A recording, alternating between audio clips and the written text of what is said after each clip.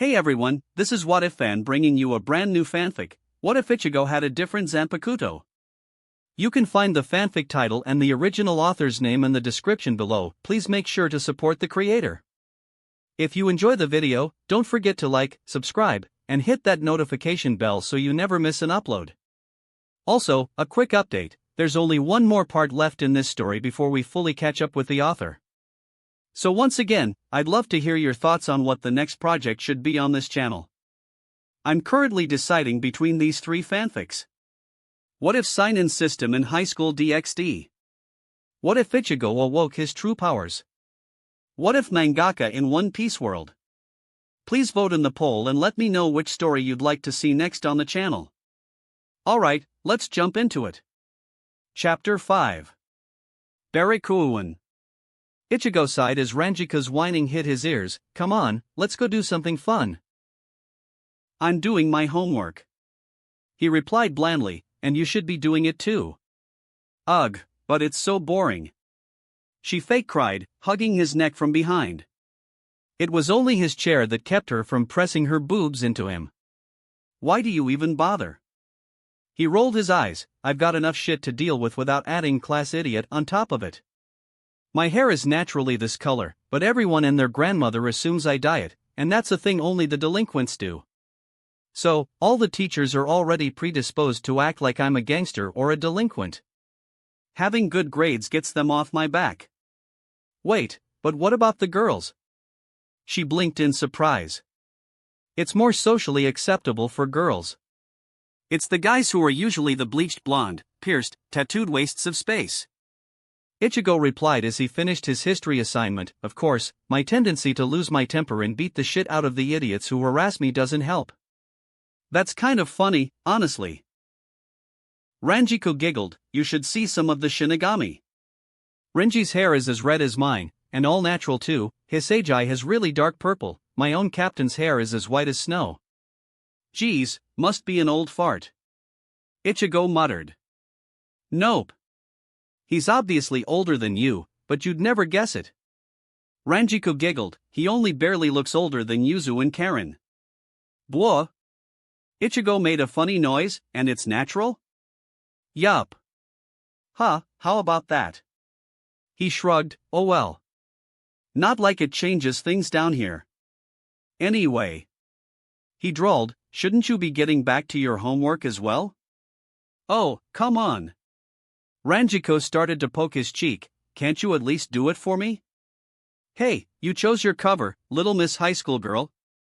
Ichigo smirked as he took out his next book to get started on the next assignment. Should have thought of that before you chose to join us in class. But what was I supposed to do? Ranjiko pouted. I had to be near you. I don't know, maybe not be a grown-ass woman posing as a high school girl? Ichigo snarked. Why didn't you do something smart like replacing our gym teacher or something? Ugh. Ranjiko slumped onto him. Can you at least show me how to do this crap? Ichigo's brain stuttered. What do you mean, show you? He turned to look at her. Do you not do this stuff in Soul Society? He pointed at the math book. Not really? She rubbed the back of her neck. We use Ryuryoku for everything and can casually break human laws of physics. The academy focuses on just making sure we can read and write. We also have stuff like calligraphy. The most math we do is making sure we can add, subtract, and such. Most of our time is spent preparing us to fight hollows and defend humanity. Stuff like this might be, I don't know, elective stuff? I know the eggheads in the 12th division have to know it since they're all sciencey types. But what about non-Shinigami? Ichigo asked, completely dumbfounded. Hey, to me, all this is just weird. There are no schools or anything in Rukongai. Everything is just kind of communal.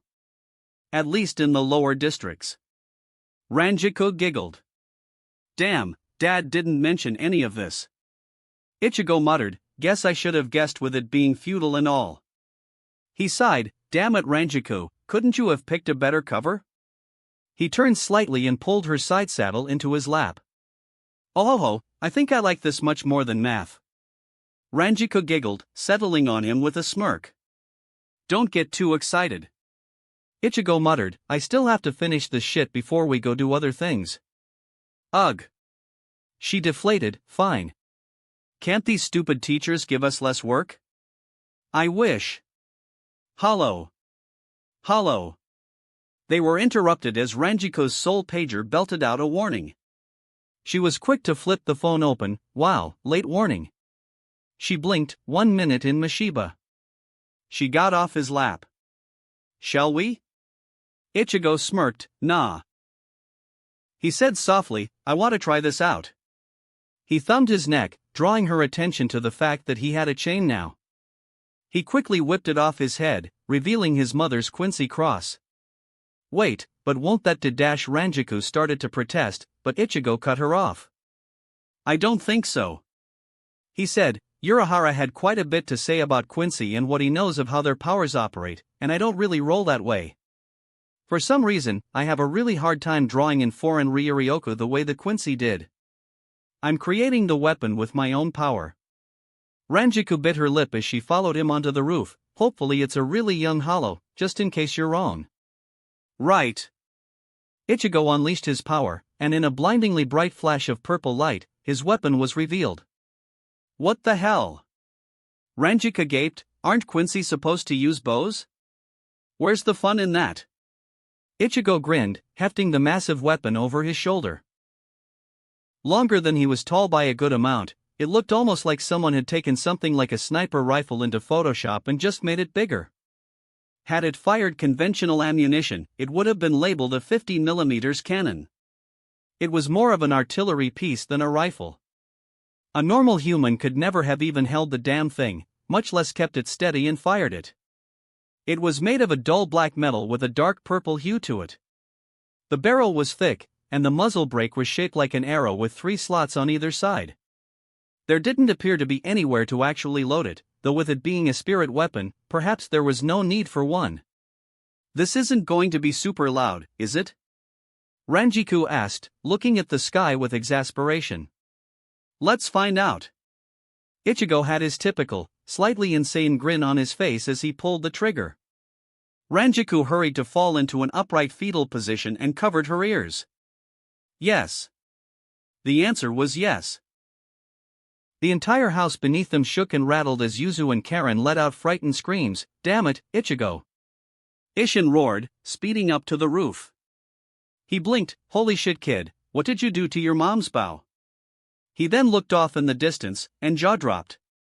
The air ahead of them for several kilometers was warping and crackling with occasional bursts of static.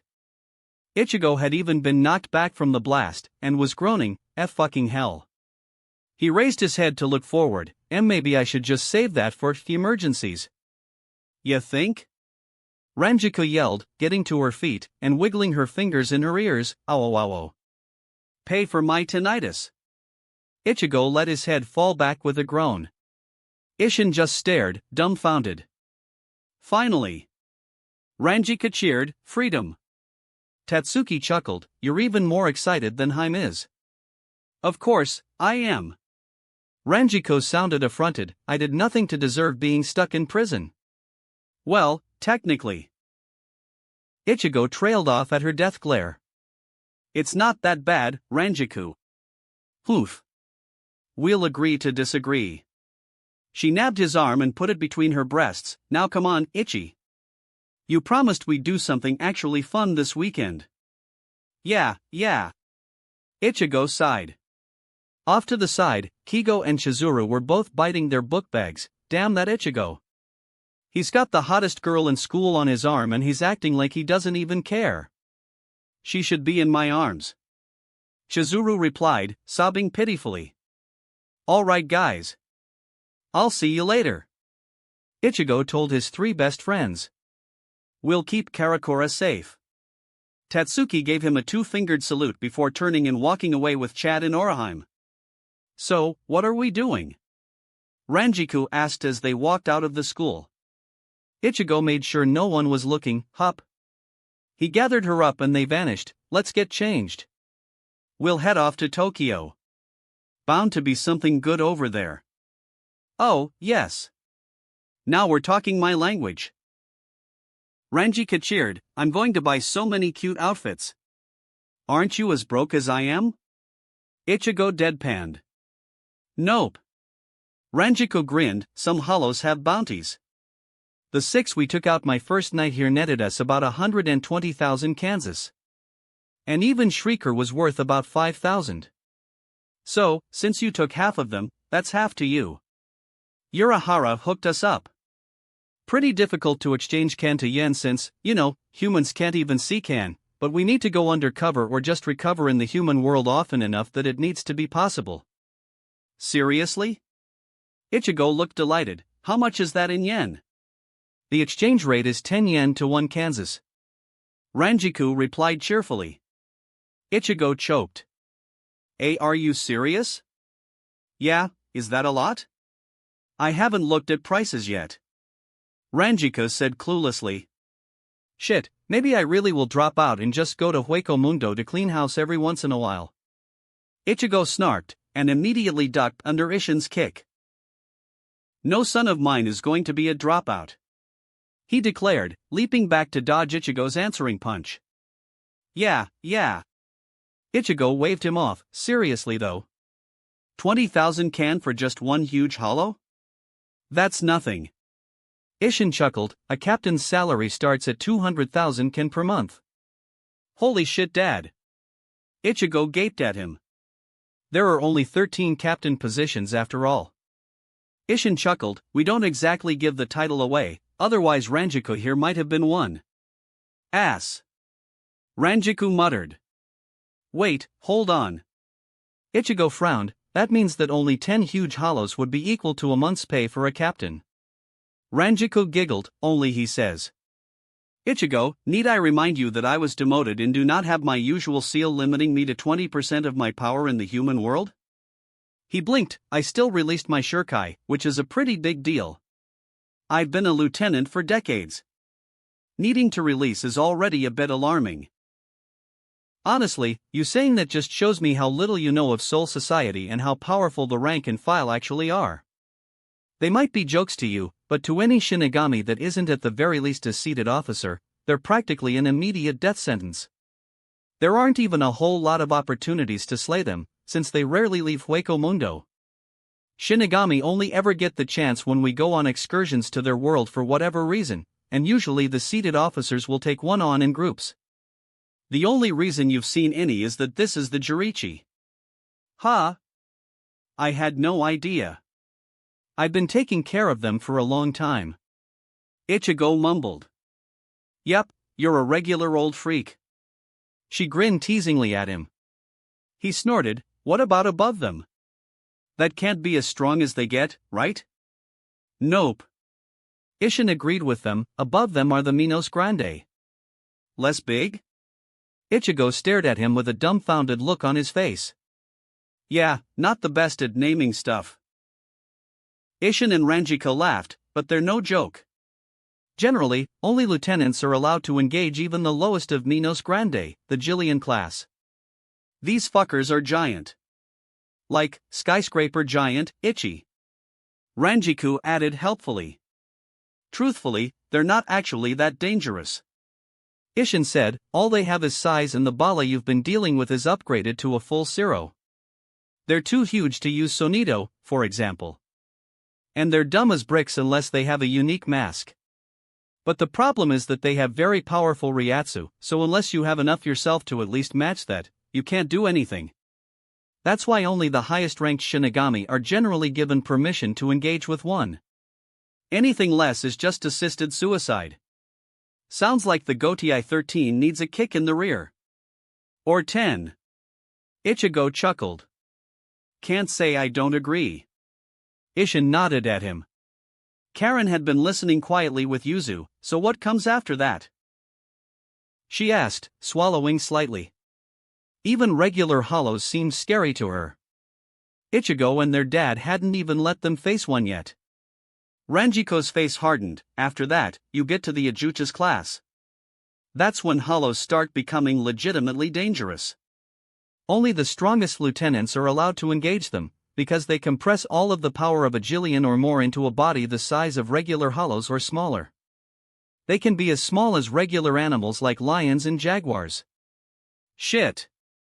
Ichigo cursed, and I'm guessing they're not as dumb as bricks. Not on your life. Isshin said gravely, every hollow ability you have, they do too. Hiero, Siro, Sonido. Damn. Ichigo said, is that as high as it goes? He asked curiously, and blinked when both of the senior Shinigami shared looks. I'm guessing that's a no. It's a no. There's one final rank above that, but they're so rare that there's practically no proof that they actually exist.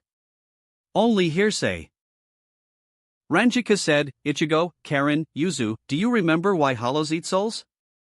It's because they lost their hearts, right? Yuzu asked cutely. Exactly. Ranjika said, their hearts become black voids that they're desperate to fill, and so they eat the souls of others. But human souls are, quite frankly, not very filling to them. Humans don't have very much spiritual power. That's why they can eat and eat and eat and always be forever hungry. But other hollows? Isshin took over, oh, they're much more filling. So, when a hollow gets a taste of hollow, they don't find human souls very appetizing anymore, and will start going for other hollows. I think I'm going to be sick. Karen looked vaguely green. Yeah, it's pretty gross to think of. Ichigo said, but why ask? Why segue into that? Ranjiku turned back to him, in truth, only the weakest of hollows stay here in the human world full time. Those that can't fight and eat other hollows. Ranjiku told them, but the more they eat, the stronger they become. Eventually, they eat enough of their fellows to grow to a monstrous size. Huge hollows. Ichigo's eyes widened in understanding. And if they continue eating, they become Minos Grande? Ranjiku nodded, hollows are desperate to fill that void inside of them. Vasto Lord are the only ones that are said to succeed. She said softly, making the three kids stiffen in shock. Minos Grande are made of hundreds and thousands of hollows, both regular and huge. Isshin said, but the process usually breaks their minds, because they have thousands of conflicting consciousnesses inside of them. That's why Jillians are as dumb as bricks. That's why they all look alike. He sighed, closing his eyes, but occasionally, one is strong enough to emerge as the dominant personality. That's when it starts cannibalizing hundreds and thousands of other Jillians, and becomes an Ajuchas.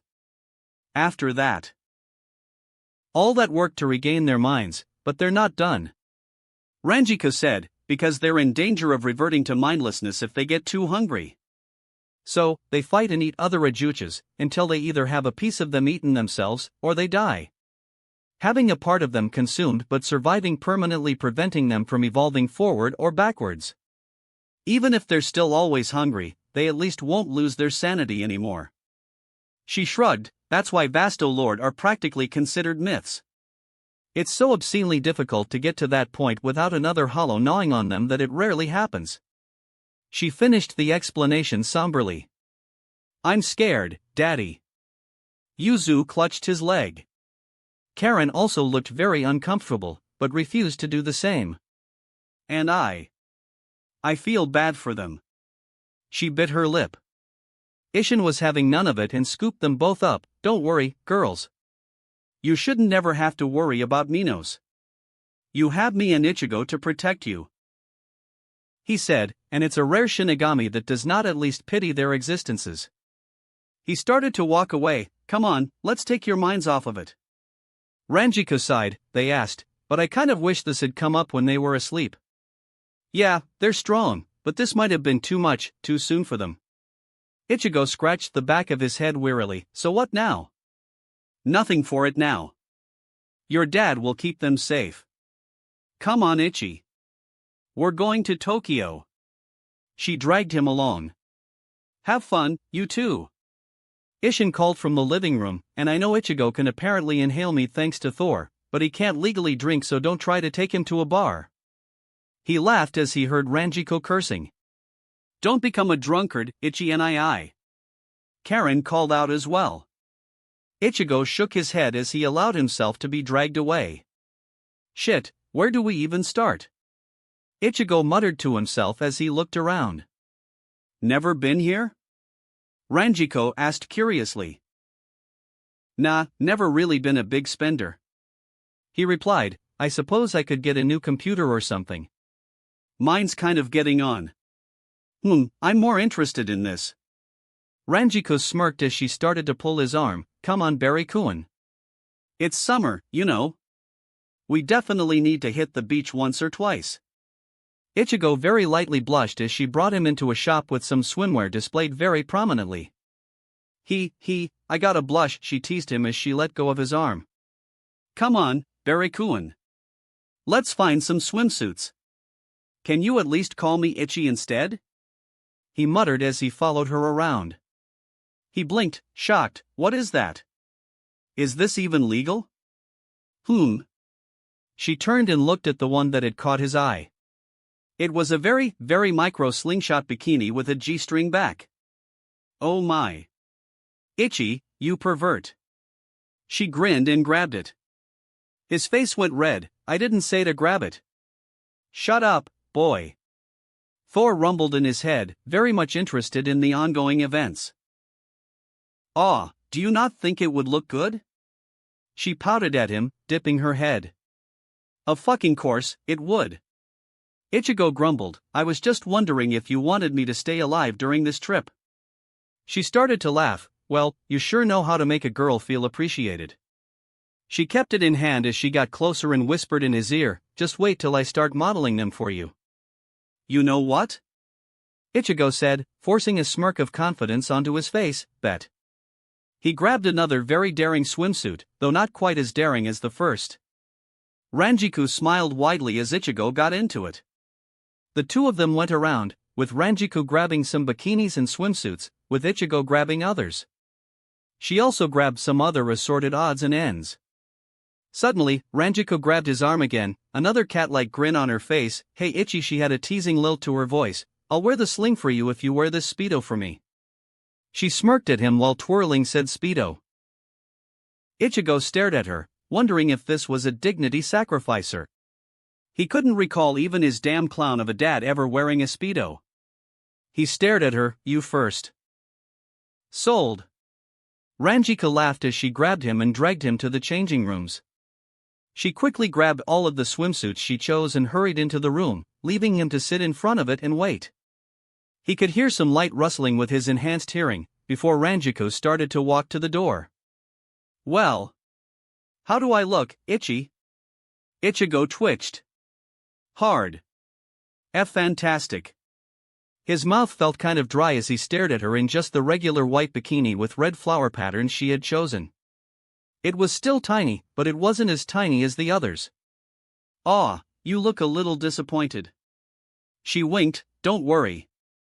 We'll work our way up to it. She closed the door again. Again, Ichigo waited, and this time took a lot longer than the first one. He wondered what she was up to. And then she finally opened the door, and Ichigo swore he stopped being able to breathe. Oh, what a reaction! She beamed, giving a little hop on her toes which did interesting things to her chest. She had swapped out the first bikini with a rich purple bikini that was actually a bit larger and more covering than the first one.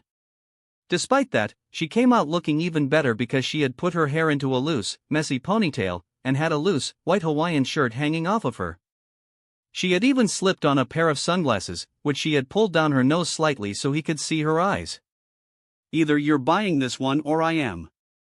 Ichigo said resolutely. That entire outfit is making you look even more gorgeous than usual. Oh, my first present from you. Ranjiko cheered, and you flatterer. Am I really that beautiful? She teased him before blowing him a kiss and backing into the room.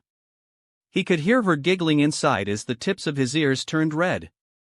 Slowly, she worked through all of her outfits.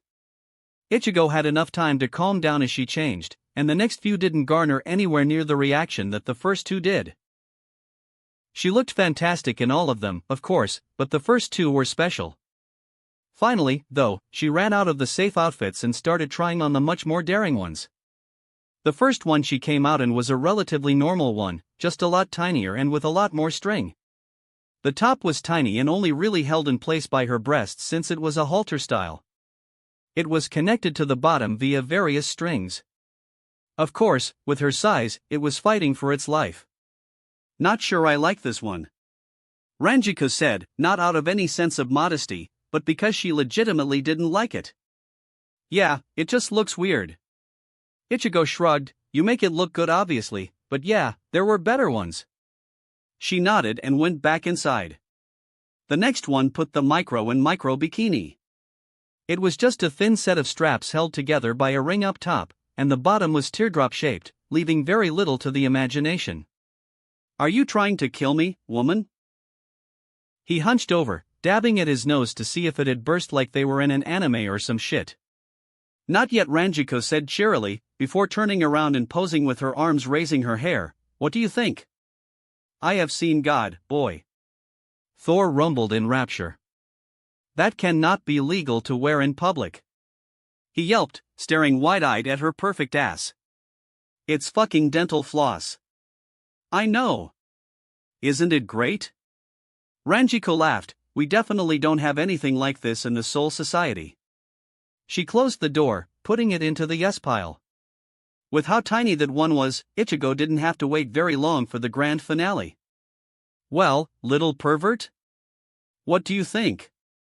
You're the one that put it on. He hissed, pinching his nose to try to keep from getting a nosebleed. This final one had a teardrop-shaped bottom like the other one, but the top was completely separate and put most of her cleavage on display. And like the previous one, it did basically nothing to hide her ass when she turned around. Meshnam, I think Ichi likes. She laughed as she saw how red his face was. Yes, Ichi likes a lot. He deadpanned at her. Then I suppose it's your turn now. She smirked, slipping back inside, and getting her clothes on. Don't keep me waiting. She teased as he strode inside after her. Oh, I'll get you all right, he said as he shrugged his clothes off. He wanted to get it over with, so he slipped the damn Speedo on first. He quickly stepped out, and watched as her face went blank and her body stiff. Oh ho ho, what's this? I took a calculated risk. Ranjiko wailed in her head as a very light blush crossed her cheeks, but boy am I bad at math. Ichigo was not a hulking slab of muscle like Thor. He was pretty lean, but he had clearly inherited his father's physique because his body was taut with muscle. All of the training with his Zanpakuto, good eating, and just general clean living had yielded a body that the Greeks and Romans would have made statues based on. This was very much helped by the fact that Ichigo did not look his age. He was actually almost as tall as his dad, and quite easily mistaken for an adult. And Ranjiko had just stuffed him into a Speedo. A tiny trickle of blood dripped down Ranjiko's nose as she licked her lips. The rest of their trip proceeded more calmly, with Ranjiko having gotten all of her teasing out of the way. Well, most of her teasing. Some of her teasing. Okay, so Ichigo was still very much in danger with the number of cute and downright sexy outfits she modeled for him. Especially when she brought him in to try on lingerie. The rest of the shopping district seemed to be seething in jealousy for one reason or another. Eventually, they got bored of it and rented a hotel room just to drop off their purchases so that they wouldn't need to return to Karakura yet. What's this? Ranjiko asked, looking at the large building. Bowling alley, arcade, bar and grill, take your pick. Ichigo chuckled, never seen one of these? Nope. She chirped, haven't actually been back to the human world since before Captain Shiba left. Well, let's go give it a try then. Ichigo brought her inside. Despite the music and atmosphere, it was still fairly early in the day and there were no nearby sporting events going on, so it wasn't that packed. Ranjiko looked around with a small smile, fascinated by all the flashing lights. My, humans sure are creative, huh? What's the point of all this? She asked, feeling some culture shock. To have fun? He asked dryly, chuckling at the look she shot him. Plus, you get points and tickets for everything and can use them to buy prizes. He pointed off, and she didn't have to strain her eyes to see all of the cute plushies and other things that could be bought. Oh, some of those are cute. That one looks just like Chappie. Let's win some. The hell is a Chappie? He asked under his breath. He quickly went to the token machine and started feeding it yen. He stuffed the tokens into his backpack so they wouldn't have to carry them everywhere in his pockets. So, how does this work? She asked as they came up on one of the throwing games. It gives you a bunch of balls, and you're supposed to hit the clowns as they light up. Ichigo said as he slipped some tokens in, like this. He grabbed a ball and casually tossed it at the clown that had lit up. The ball hit the clown, and the clown fell back. Ha! Ranjiko chuckled as she grabbed a few tokens herself. First one to miss must pay a penalty to the winner. You're on. He grinned, just watch the strength.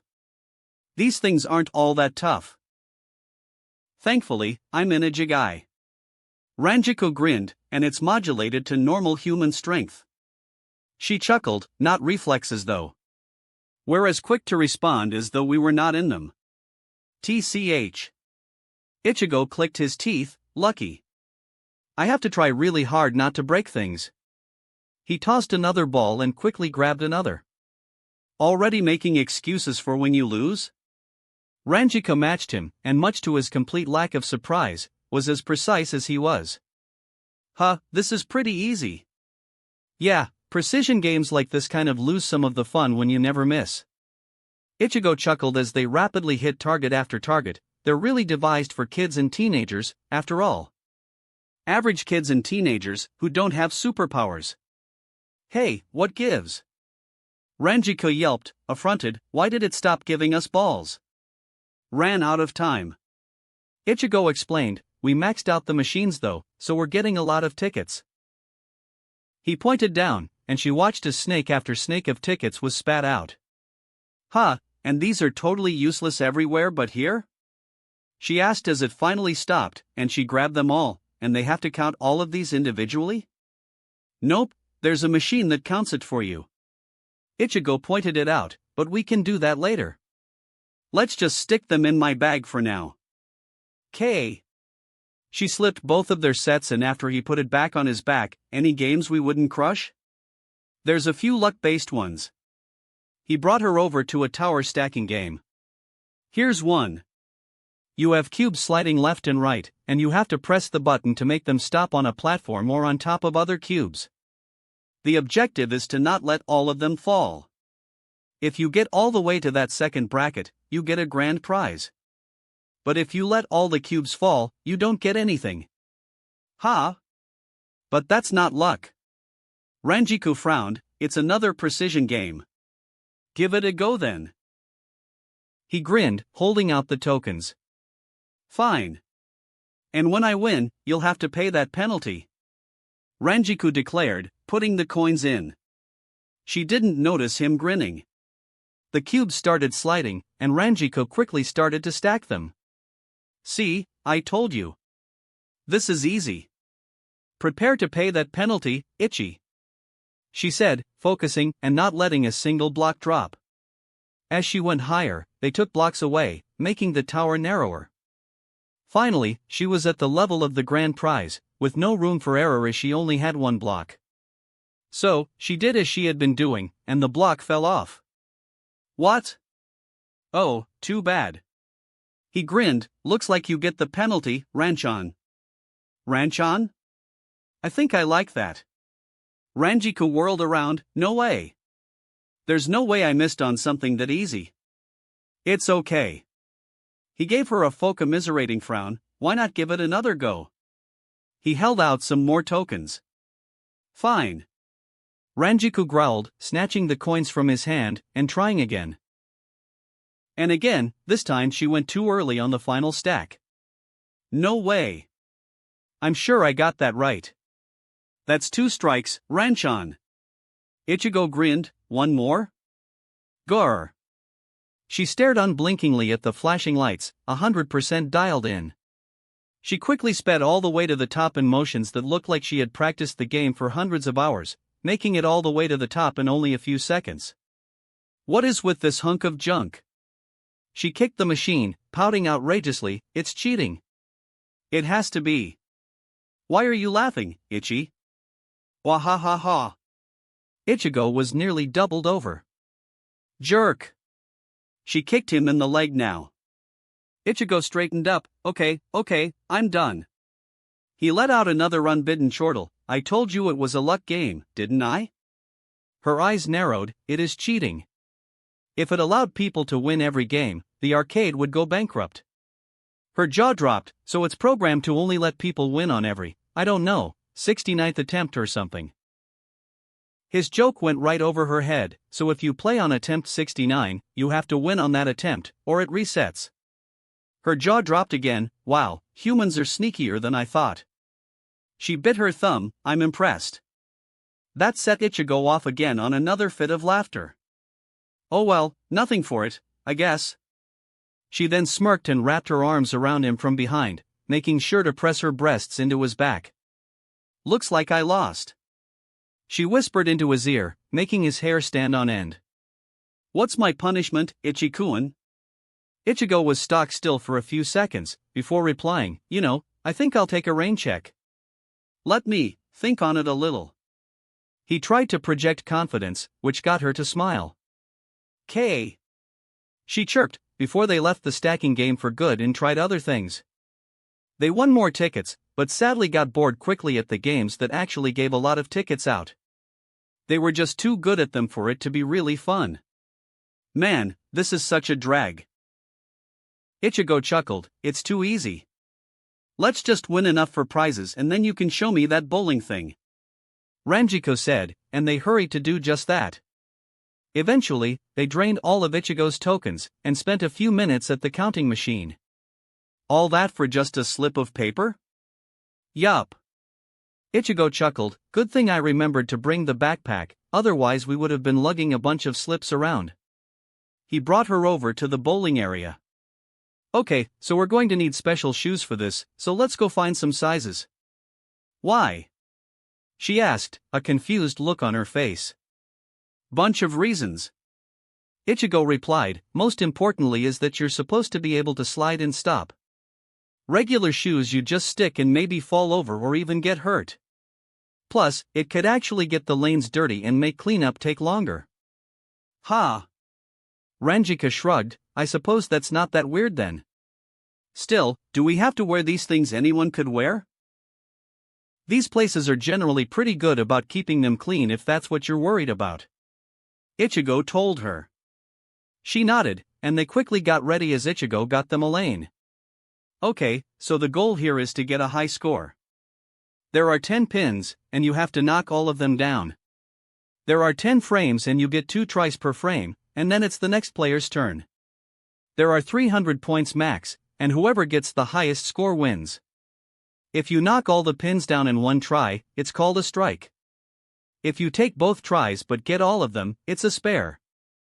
Anything less than that just gives you the total number of pins you knocked down in the frame. Okay, sounds simple enough. Ranjiku smiled at him, why don't you show me how it's done, Ichikuan? That was the plan. He said dryly, because one more thing. You're rolling the ball, not throwing it. Throwing it would likely break the lane and probably get us kicked out. Not without my chappie. Ranjiku declared, and Ichigo again wondered what the hell that was. Okay, so free warning, I'm not exactly great at this, so I wouldn't exactly say watch and learn here. He chuckled, before turning and grabbing the lightest ball, knowing that with his strength, it would probably be a disaster if he misjudged how hard to throw it. And with his strength, he'd knock all the pins down anyway. He took a few steps and slid, rolling the ball, directly into the gutter. Ranjika giggled, I'm guessing that wasn't the best? Ichigo rubbed the back of his head, yeah, I'm not exactly a master at this. He was blushing a bit. Okay, let's try this again. He grabbed another pretty light ball, now having a feel for it, and rolled. 5 ain't bad. Ranjiko hopped up and went over to the balls, how do I know which one to choose? She asked, finger right under her lip. Basically, you want the heaviest ball that still feels comfortable and that you can roll with enough speed. You said that Jigai was matched to human strength, so the heaviest ones might injure it. Ichigo replied. Oh, come on. They're more durable than that. She said, grabbing the heaviest one just to try it. She did a few test swings, before frowning. You may be right. Maybe I should tell Urahara to up the stats a bit. She put it down and went for a medium ball. She swung it a few times and nodded, much better. She tried to copy the position he was showing her and practiced the throwing motion he showed her a few times before going for it. Oof. Right in the gutter. She stuck her tongue out and gave herself a thumbs down. She quickly grabbed another ball and tried again, adjusting her aim a bit. Drat! She cried out as it went into the other gutter this time, adjusted too much. You'll get it. Ichigo got up and grabbed his ball, before rolling it. You got one. Ranjika cheered, smirking, and knowing he wasn't happy. Yeah, one. He groused as he grabbed another. He rolled, and cursed as all he managed to do was knock down another one. Better than my none. Ranjiko got up as he sat down and hurried to grab her ball. I'm going to hit it this time, she declared, before rolling it down the lane. She leaned to the left as the ball neared the right gutter, and cheered when she knocked 4 pins over. I did it! She hurried to grab another ball, no fair. She pouted outrageously as she managed to knock down another 4, leaving 2 right in the middle standing. You're beating me. Don't pout. Ichigo grinned and focused up. He quickly rolled the ball, again into the gutter. His eye twitched as he heard Ranjiko giggling, "Alright, you hunk of junk." He grabbed a ball with purpose, no more Mr. Nice Ichigo. He rolled it with a bit more zip, and a loud crack rang through the air as all 10 pins fell over. Yay! She grinned, jumping up and throwing her arm around him in a quick hug as she passed. You did it!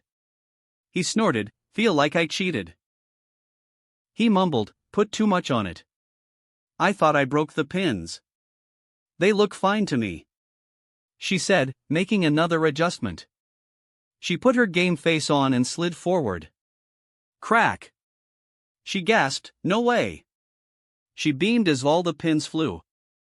I did it! She hopped up and down, cheering, which obviously brought his attention to her chest as it bounced. Aha, you sure did, he said absently, not even realizing he was supposed to be getting up. She caught sight of him and smirked. The game quickly progressed once Ichigo regained control of himself, and they quickly finished it. Ichigo smarted over the fact that Ranjiko had beaten him, but honestly didn't really feel like he lost with all the eye candy of the day. They did billiards next, and Ichigo got yet another eyeful every time she leaned over. Today has been a good day, he thought to himself. All things had to come to an end though, and so, with Ranjiko carrying her chappy bunny and Ichigo carrying all their purchases, they made their way back to Karakura late that night. He thought they were done for the night, but Ranjiko promptly showed up in his room with sake and mead she had snuck off to buy. Ugh, what's your liver made of? You're not even buzzed, Ranjiko complained, her face slightly flushed. Cast iron in hatred, Ichigo drawled with a smirk as he downed another bottle. Thor once joked that he was the god of mead. No fair. Ranjiko pouted again, taking another sip of her sake, and frowning when she realized it was dry. Why is the sake always gone? She asked rhetorically, before she reached for another bottle. She didn't get it because Ichigo grabbed it. Oh, come on. She pouted harder when he put it away. Moderation, Ranchan. Ichigo shook his head. Didn't you already get in trouble for this? I was framed, she replied with a tiny bit of heat. And no one had any trouble believing in it. He shot back, making her flinch. Ugh, fine. She stood, but if you're going to keep me from my sake, then I have to punish you. Oh? How you going to do that? He asked challengingly. Perish, she declared, before knocking him into his bed and smothering him with her breasts. MPH. He gave a thumbs up, which just had her giggling some more. She didn't go back to her room that night, falling asleep right there in his arms.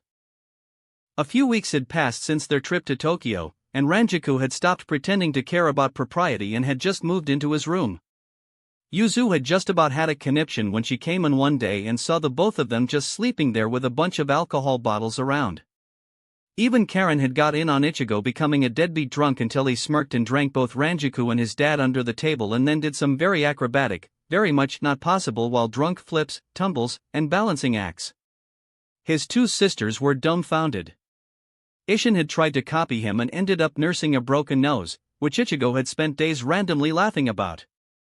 The bed was kind of small, but they fit in just fine. And Ichigo had to say, waking up with a beautiful woman in his arms every day was amazing.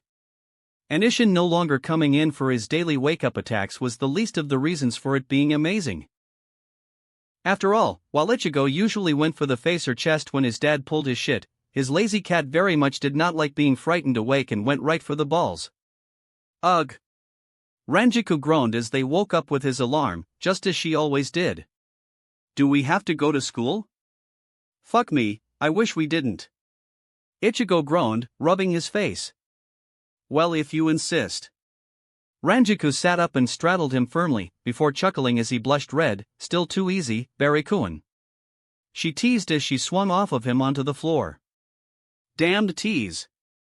He grumbled as he got up, putting his arms above his head and stretching out with a groan. What's the date again? We go on vacation on July 20th. He wasn't really paying attention to what he was saying, and was just focused on rubbing his eyes. June 16th. She called out. Ichigo froze. After a few moments of not getting an answer, Ranjiku turned around.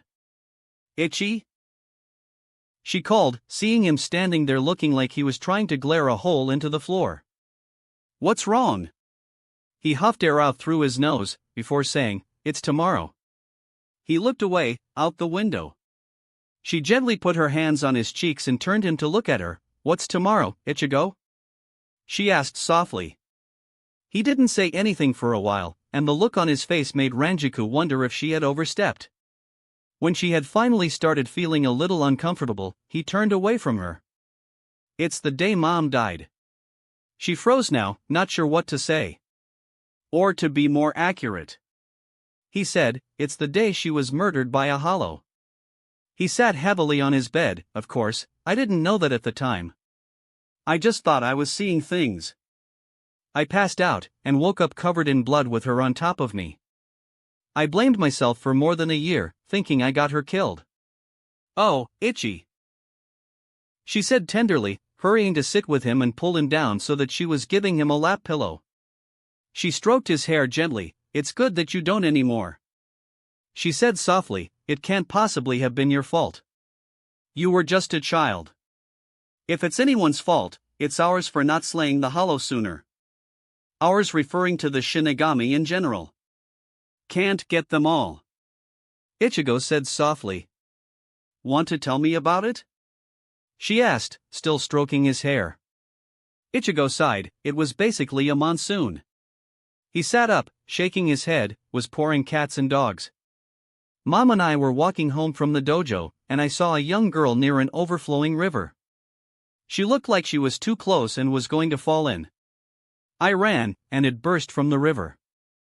It looked like a giant, green-furred hamster with tiny limbs. Ranjiko said, her expression flat. He whirled around to her. You know of it? His eyes looked a little mad. Grand Fisher. She replied, closing her eyes, that son of a bitch has been active for 54 years, and has killed over 200 Shinigami. She had almost said motherfucker, but that probably would have been very bad in context. Its bounty is actually higher than most huge hollows at 45,000 Kansas. She looked at him mournfully. I'm sorry, Ichigo. Ichigo's fists tightened. How? It's the lure. She told him, printing out a small slip from her device. It has some way of turning that lure into something the person facing it wouldn't want to hurt. The Shinigami hesitates. And becomes food. He crushed the slip in his fist. Is it still active in the area? Ranjiko swallowed. I don't know. It actually hasn't been sighted in months. It moves around a lot. She stood and hugged him. I know how much this has to be hurting you, Ichi, but if you ever do encounter it, don't lose yourself to rage. Rageful people fight stupid. She pulled back, and I know this is personal for you. For your family, But the worst thing you could do is to keep it personal and allow it to kill you. Pride will do you no good if you're dead, okay? Your mom wouldn't want that. Ichigo swallowed heavily, before letting out a sigh. I think I needed that, Ranjiku. Thanks, he said wearily. Any time. She smiled. Come on. Let's get to school. I think you could use a distraction. Right. The first thing Oraheim did was give Ichigo a big hug. Hey Heim, he said softly. We're here for you, okay? She pulled back and smiled. I know how hard today and tomorrow usually are. He smiled. You're always here to brighten it up for me, Heim. At least a little. Her smile got much brighter.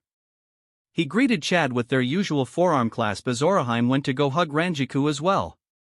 Hey, what gives? Michiru asked. Oraheim's hugs are usually a lot bubblier than that. And Ichigo seems so tense. What do you mean? Chizuru asked in confusion. Look at him smiling and joking with Kigo and Mizuiro. Nah, she's right. Tatsuki sighed. Tomorrow's a bad day for Ichigo usually. She stood. If you have any business with him, make sure to take care of it today. He'll be absent tomorrow. She walked over and nudged Ichigo with her shoulder, and the two put their arms around one another in side hugs. Ugh, Dad is just exhausting, Karen said after kicking Ishin back down the hill. I know he's just trying to keep our spirits up and all, but does he have to? Ichigo chuckled with Ranjiku beside him. They had invited her along, despite the fact that she didn't really belong in a family meeting. Ranjiku smirked. It's a Shiba thing. Honestly, you three are a little weird. Why, because we're not weird? Karen snarked, only to go deadpan when Ranjiku nodded. Yup. She laughed. Of all of the noble families in Soul Society she stopped talking when all three of the Kurosaki children sputtered. If they had been drinking anything, it would have been full-on spit takes. Excuse me? Ichigo coughed, massaging his throat. Daddy was a noble? Yuzu stared at her in shock. Did he not tell you? Ranjiku asked incredulously, that lazy, growling. She growled. Okay, long story short, there are 5 great noble families in Soul Society, of which the Shiba are one. On the very, very rare occasions that any of the royal guard descend from the royal palace, it's the Shiba who are responsible for getting them back up when they leave. They also generally have incredible Ryatsu and have had many captains in the Gotei 13, so honestly, your strength is not entirely unexpected. She giggled. Of course, they're also the polar opposites of the Kochiki, who constantly have sticks up their asses. With the Shiba, it would probably be constant partying if they didn't have work to do. Huh? Karen and Ichigo gaped. I never would have guessed. The two siblings looked at each other, before starting to laugh. Ranjiku stayed out of their way, sitting high up on the retaining wall near the graveyard. She had left the family alone until they called for her. All of the Kurosaki had said their prayers together, but they also took turns alone. Karen had followed after Yuzu, who had started to cry. Even if Dad and Ichigo hadn't given them the gruesome details, knowing that their mom had been killed by a hollow and her soul eaten had overwhelmed the girl once they had finally been face to face with Masaki's grave. Truthfully, Karen was just putting on a brave face right now. She was definitely going to cry later tonight once she got in the shower. Ichigo had gone for a walk on his own to clear his head. Every year, he remembered the monster that had killed her, and no matter how much progress he'd made, every year on this day, when facing her grave, he thought of what ifs. What if I hadn't tried to help that stranger? What if Mom didn't lose her powers? What if they had told me about ghosts and taught me how to see them? Even Thor didn't give him too much shit on this day, despite the storms and hurricanes that pounded his soul on June 17th. Ishin had also gone off on his own thoughts on his mind. The sky had gone from bright blue and sunny to orange as their stars started to set. Yuzu and Karen were sitting on some steps, with Karen comforting/chiding her twin for crying like usual. Finally, they heard the telltale tweeting of one of Ishin's silly whistles, calling them to gather once more. The two young girls stood, and Karen patted her sister on the shoulder. Let's. She stopped as she caught sight of something. Go? Ha? What is it? Yuzu asked, looking over. That girl. Karen sighed, wait here. I'll go check on her. She walked over. Hey, you okay? She asked, and the girl didn't respond. If something's troubling you, there's a priest who lives just down the hill. She pointed behind her. You can see me? The girl asked. Karen twitched. Ah, you're a ghost. She deadpanned. Guess I was worried for nothing. See ya. She turned and walked away, but something was telling her to be careful. You can hear me too. How lovely. She heard the girl saying, and hurried her steps. How tasty you look. Karen didn't need to hear Yuzu's panicked scream to leap forward and roll. What the hell? She cried out as she turned, staring at the girl before her. All the blood drained out of her face as she comprehended her words. Hello. She heard steps, and panicked, and oh. Why Yuzu, stay away and get dad or ICHANI. You even know what I am? The girl looked delighted, and it looks like a 2-for-1 special.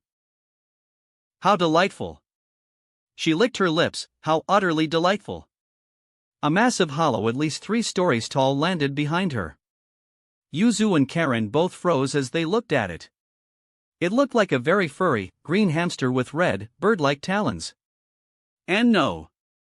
Karen gasped, we can't possibly be this unlucky. A huge hollow? Ah, that's right, girly. The hollow replied, 54 years young and starving. It stalked forward on all fours, and you'll make some tasty treats. Hato number 4, Byakurai. Karen chanted, pointing her fingers, and pouring more than double the usual amount of power into it. The beam of lightning burst from her fingers like a sniper round, slamming into the hollow's mask and exploding. Come on Yuzu, there's no way that took it out. She grabbed her sister and ran, her ears twitching as she heard her sister chanting. Ah ha ha ha. The monster called out, wonderful. Simply wonderful. 2 little Shinigami meals. Karen chanced to look back, and realized its mask hadn't even been smudged. Come here, little morsels. It shouted at them, before leaping. Yuzu turned around, ND3 ravens soar through the sky. Bakuto number 30. Shitatsu Sansen. She screamed as the crackling energy at her fingertips drew a triangle in the air with 3 pointed tips at the vertices. The 3 triangles at the tips fired out, surprising the hollow and piercing it, sending it rocketing back and pinning it to the cliffside. What?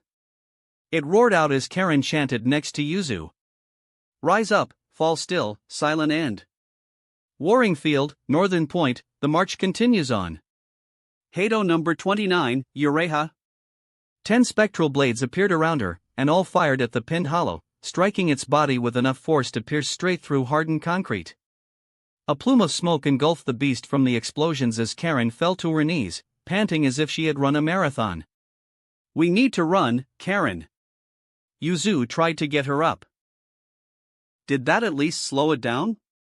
Her sister managed to get Karen's arm over her shoulder and helped her up. Ah, not a chance. The ominous voice called out from behind them, revealing that the hollow wasn't even injured and that it was stalking towards them.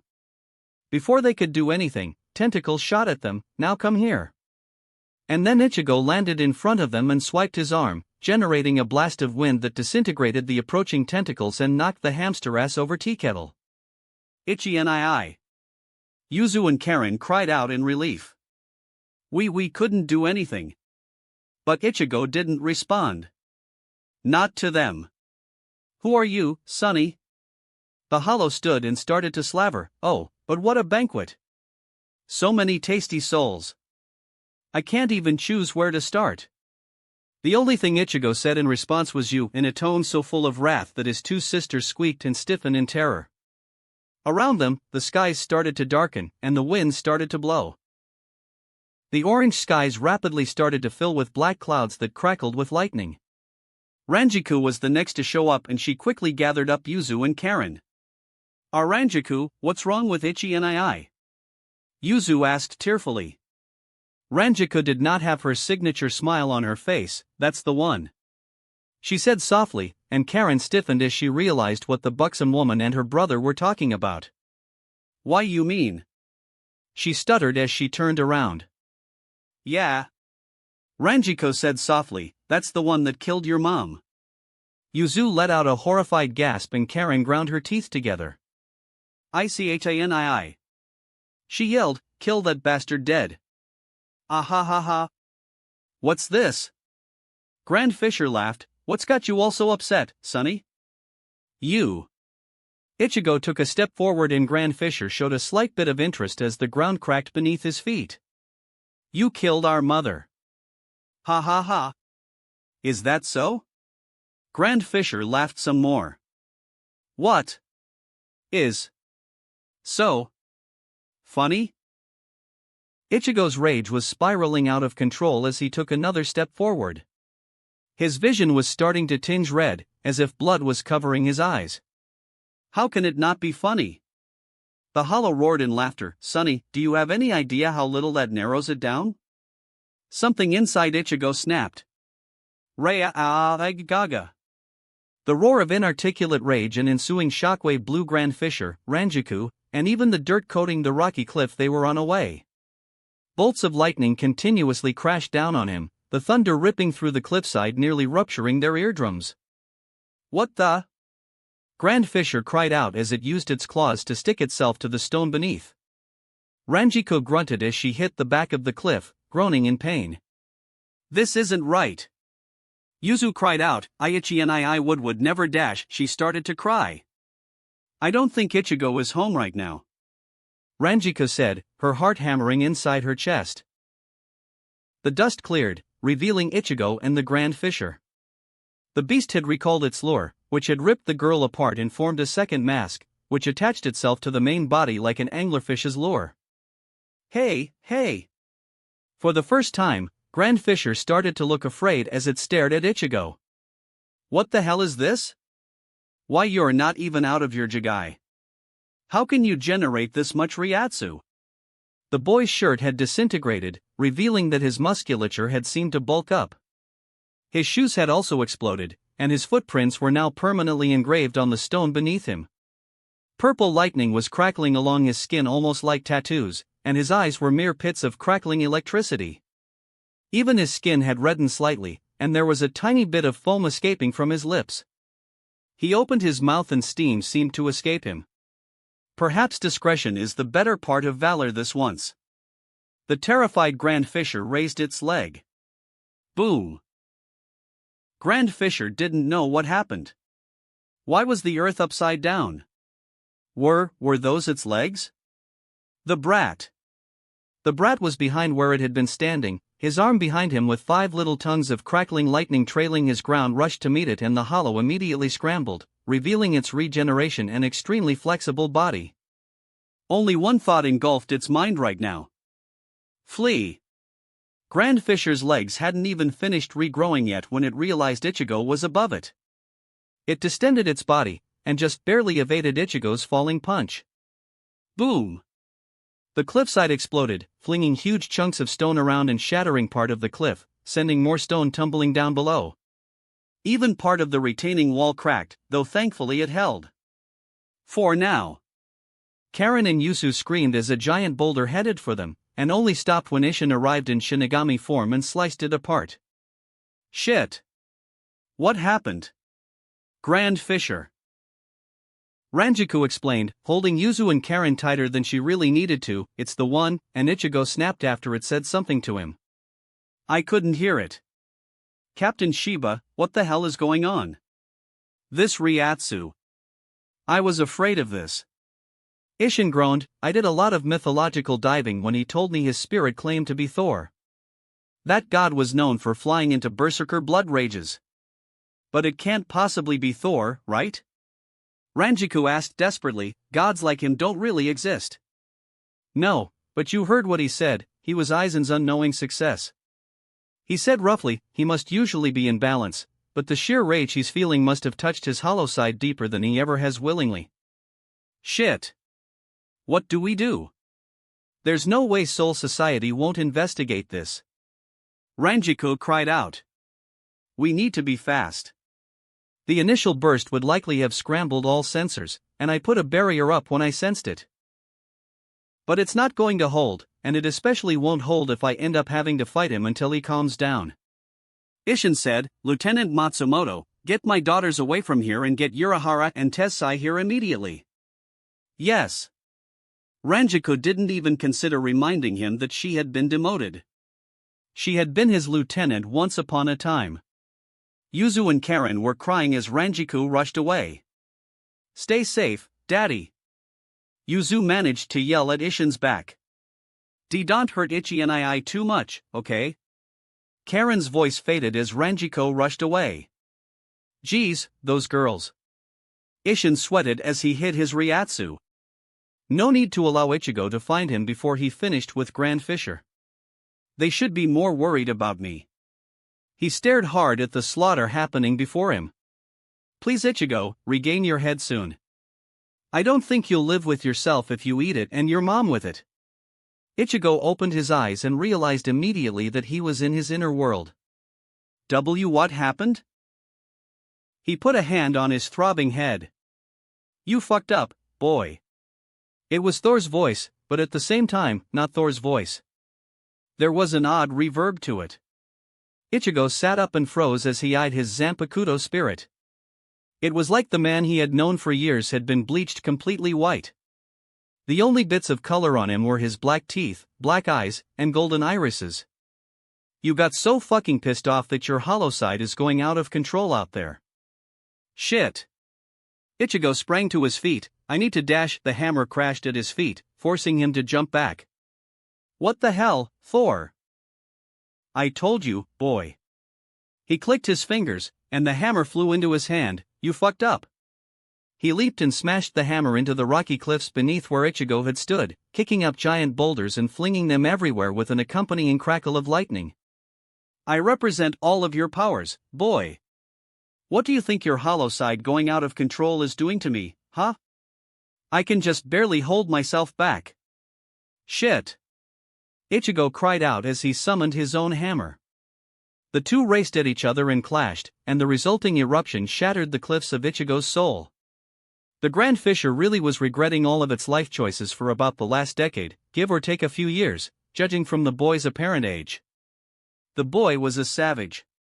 He wasn't content with just killing Grand Fisher quickly. Oh no, he was tormenting the hollow. If its body hadn't been practically made out of hair, it would be black and blue with deep, rupturing bruises. And everything Grand Fisher tried, failed. It had tried to pierce him with its claws to read his past and use its lure, and they had screeched on Ichigo's Hiero. It had tried to sacrifice its lure as a distraction by having it change into any generic woman and having it call to him, but Ichigo had simply grabbed the lure's tentacle body and chucked it in Grand Fisher hard enough to embed it into the cliff. Ichigo seemed to be purposefully avoiding its mask. He had pounded the hollow so much that Grand Fisher was wondering if he was planning on using it like a bludgeon at this point. And then Ichigo grabbed its leg and swung it through the air, hammering it into the cliff and causing it to roar again in agony. Monster! Get away! Grand Fisher managed to fire a bala at the vengeful teen. The rapid attack smashed into Ichigo and exploded, causing him to let go of Grand Fisher's leg. The hamster practically skidded in its hurry to escape. It desperately slashed open a rip through the air and flew through it into the glimmering black beyond. The rip sealed behind it, and it sighed in relief as it realized it had gotten away.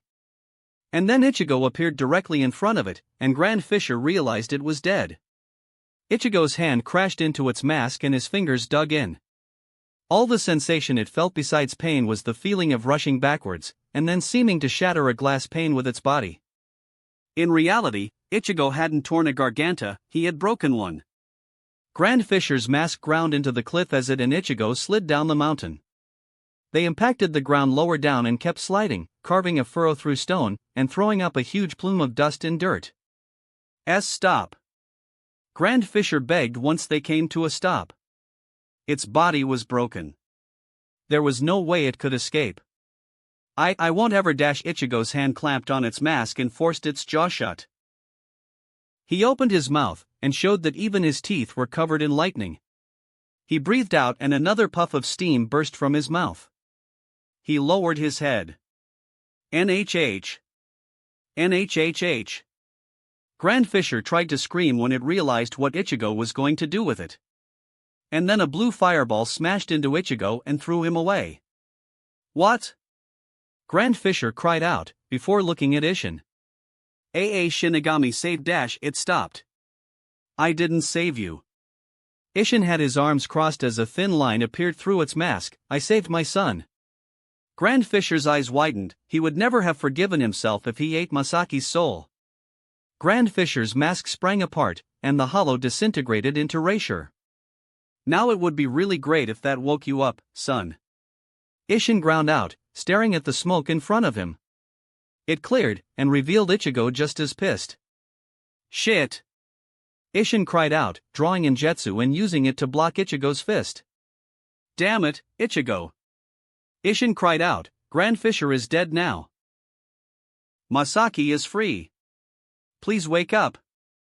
Ichigo's only response was another roar. He swiped madly at Isshin with clawed, lightning fingers, and it was all Isshin could do to block them. God damn it, I hate fights like this. Isshin ground out, I hope you forgive me Ichigo, Masaki. But I can't hold too much back. He sliced Ichigo, cutting him upwards from about mid-chest through his collarbone in a gout of blood. Ichigo's skin knit right up with his high-speed regeneration. Isshin let out a momentary sigh of relief at the sight. That relief ended as Ichigo punched a lightning bolt at him. Damn it, Kasuke, hurry up! Ichigo roared, and his hands both started to crackle with so much lightning that they started looking spherical. Isshin's face went a little blue. Oh, you have got to be kidding me. Ichigo clapped his hands together and the lightning fused, before firing out at Isshin and looking way more powerful than a Hiryu Gekizoku Shinten Reiho. It was purple with a whitish-purple core and crackling lightning all around it. Bakuto number 81, Danku. Kasuke cried out as he landed in front of Isshin. A thin barrier looking like a pane of glass appeared in front of them. An absolutely colossal explosion shook the cliffside as Ichigo's Zero smashed into the defensive Bakuto. The fire burned intensely and would have covered several acres, but it smashed into a Keto barrier which Tessai had been channeling since he and Urahara had rushed out of the shop. He sighed in relief as it held, and then prepared to seal the three inside away from the world. As the explosion died down, Tessai cried out, Ryubi no Jaman.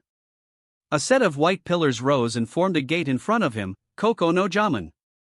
An object not unlike a watermill formed way in the back, Kigai no Jaman. Several green hexagons appeared on the left, forming a honeycomb-shaped structure. Hoyaku no Jaman. An obelisk rose in between the three, and then a red cloth opened up like a sunshade.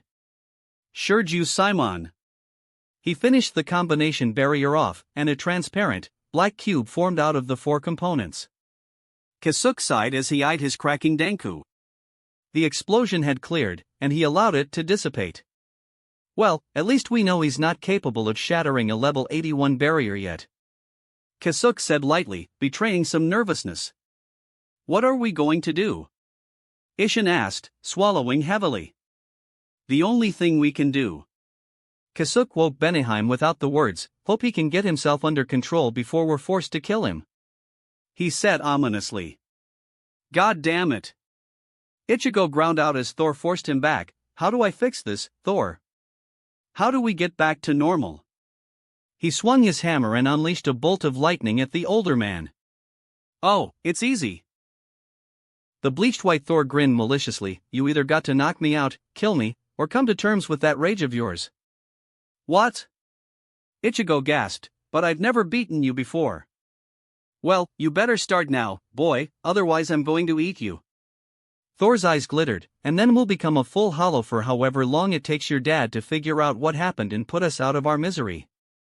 He charged and tried to knock Ichigo's block off. Ichigo ducked and scrambled away, or just come to terms with that rage. But I don't even feel angry right now. Ichigo protested, though even to his ears, he knew it was weak. Don't joke around, boy. Thor thundered, look around you. You're so furious your soul is quaking. Indeed, as Ichigo looked around, he realized hurricanes, plural, were throwing trees and rock alike around like they weighed nothing. Lightning struck multiple times every second. The entire landscape was shaking in the storm. Sheets of rain were pouring down and turning everything into a muddy mess. His distraction cost him, as Thor's hammer smashed into his face and broke several bones, knocking him away and sending him tumbling on the floor.